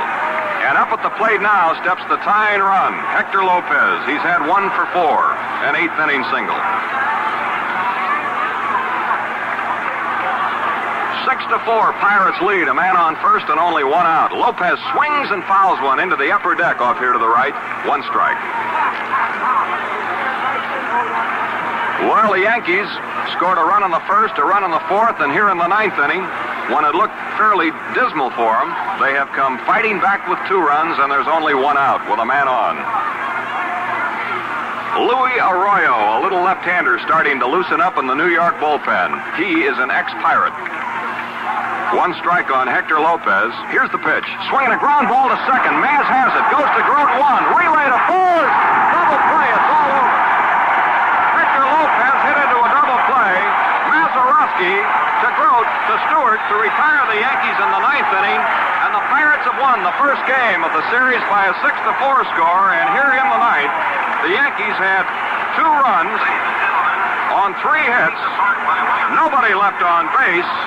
And what a series opener this one has been. We'll be back with a summary and a recap of the ball game in just a moment. But again, the final score. The Pittsburgh Pirates 6, the New York Yankees 4.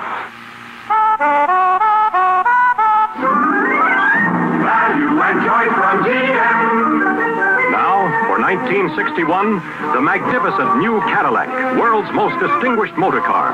A car of matchless performance sculpted in a new trimness and crispness of line and silhouette. Cadillac for 1961, a new inspiration for the motoring world. Thrill to the new 61 Cadillac at your quality Cadillac dealers. Just out, the brilliant new Cadillac. See them today. Now let's pause 30 seconds for station identification. Are you mixing with the best? Saratoga Vichy with the yellow label, with the yellow label. Enjoy genuine Saratoga Vichy, the great mixture that makes every drink taste better. Only Saratoga Vichy has that extra lively, extra dry tang. Always look for the green bottle with the yellow label. Saratoga Vichy, yellow label. Saratoga Vichy, yellow label. Saratoga Vichy. WGY, WGFM, the General Electric Station, Schenectady. The totals in the ball game today, won by the Pirates by a score of 6-4. Pittsburgh had 6 runs, 8 hits, no errors. The Pirates left 6 men on base. The Yankees had 4 runs, 13 hits, 2 errors, 7 men left on. The winning pitcher, Vernon Law, his record now 1-0 in the series. The loser, the starter, Art Ditmar for New York, his record now 0-1. And the time of the ball game, 2 hours, 29 minutes. Well, Chuck Thompson, we saw home runs, we saw base stealing, we saw tremendous fielding, a couple of superlative plays by both teams defensively. We saw great base running.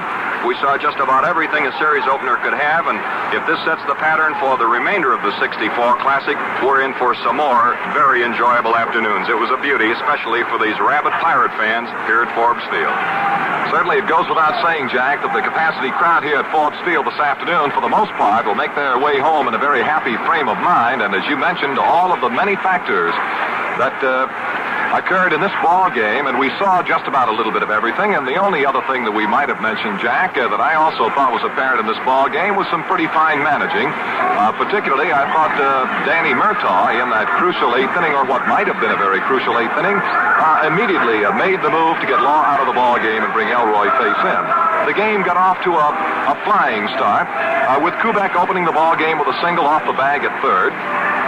But then Vernon Law got Lopez to hit into a double play from Mazeroski, who tagged Kubek coming down, and over to first baseman Stewart. And there were 2 down in the Yankee half of the first inning, and things settled down for the Forbes Field fans, only to have Roger Maris light the fuse. He ripped one into the upper deck in right field, and the Yankees led the ball game 1-0. Law then got Mantle to fly out to center field, and at the end of the very first half inning of the first game of the series, it was Yankees 1, Pirates 0. Pirates, however, came whirling back in their half of the first inning as Verdon drew a walk from the Yankee starter, Art Ditmar. And on Ditmar's very first pitch to Dick Grove, the second batter up, Verdon was running, and he moved into second base. Berra's throw to second went right on through into center field, and Verdon coasted right along to third base. Berra was charged with the error. Grove then promptly singled into right field, and just that quickly, the Pirates had tied the ball game. They kept up their full steam as Skinner followed Grote's double with a single to center field to drive in Grote with the second run of the afternoon. After Dick Stewart lined out to the right fielder, Bob Clemente banged another single through the middle, and that scored Skinner with the Pirates' third run. And at the end of the first inning of play, it was Pirates 3 and the Yankees 1, and the Pirates were never headed thereafter. The Yankees picked up 1 run in the 4th inning when leadoff hitter Maris singled into center field, took second on the walk to Mantle. And then we had a little bit of that Pirate defense come on. Yogi Berra hit a tremendous cloud deep to the wall in right center field at Forbes Field. Clemente and Verdon both got there. They were both there facing the wall, and it was impossible to say which of the two had caught the ball until they turned around again. And Bill Verdon, that excellent Pirate center fielder, made one of the outstanding catches of the game, certainly the catch, to rob Berra of what could have been a triple. So then we had the first out, and it was followed then by Skowron single to left field to check in the Yankees' second run. The Yankees, however, never threatened again against Vernon Law until in the 8th inning when Lopez opened with a single to right field. Roger Maris followed it with a single to left field, incidentally the third hit of the day for Roger Maris. And then Danny Murtaugh made the move. He went to the mound and took Law out of the ball game and came on with a man who has done the stunning job for Pittsburgh over the past couple of years, Elroy Face, and he did exactly what Murtaugh wanted him to do. He struck out Mickey Mantle on a forkball that dropped at least a foot. A beautiful breaking pitch. Mantle, without a comment, went to the dugout. Then Face got Berra on the fly ball to right, and then he struck out Skowron to end the inning, and that stopped the Yankee threat. Meantime, the Pirates picked up 2 more runs in the 4th inning on a 2-run home run by Bill Mazeroski, and they got their 6th run in the 6th inning as Mazeroski singled, took second on the sacrifice, and scored in Verdon's double. The Yankees, however, with that explosive power, came on again in this 9th inning. and it looked as though things were going to get a little bit rough for the Pittsburgh Pirates. In the ninth inning, the leadoff hitter McDougal singled down the alley in right center, and only fine Pittsburgh defense on the part of the speedy right fielder Clemente held him to a single. Then, however, Richardson forced McDougal at second base for the first out of the inning, and then Casey Stengel went to the bench again and brought out Elston Howard as a pinch hitter, and Howard hit one over the screen into the lower deck in right field, a two-run home run, and the Yankees had things going because it was immediately followed by Kubek single to center field. But then Elroy Face, the fine competitor that he is, rallied and got Lopez to hit into a double play that ended the ball game, and the Pirates win the first one over the Yankees 6-4. Again, the totals, the Pirates, 6 runs on 8 hits with no errors and 6 men left. And the New York Yankees, 4 runs, 13 hits. They committed 2 errors today and left 7 men on. The winning pitcher is the Pirate starter, Vernon Law, and the losing pitcher will be the Yankee starter, Art Ditmar. Jack, it was a tremendous ball game. Chuck, we might also throw in here the fact that this stopped a New York Yankee winning streak. They had finished the campaign with 15 straight victories, and they were beaten today. Some baseball men had figured that if the Yankees came in here and took the first game of the series and kept that momentum going, why, they might blow the whole series wide open and sweep right through. But they were stopped today, Law and Face and the Pirate defense, and it goes into the books as a Pittsburgh victory, 6-4. It was a beauty, as you say. Jack, the New York Yankees say they will announce their starting pitcher after the ball game today. Danny Murtaugh is already on record. He says tomorrow's game will be pitched by Bob Friend. So that is the story. We this afternoon certainly want to thank our engineer Harry Alexander, our producer Lenny Dillon. And now, on behalf of your host, the General Motors Corporation and the Gillette Safety Razor Company, this is Chuck Thompson along with Jack Quinlan saying so long from Forbes Field in Pittsburgh.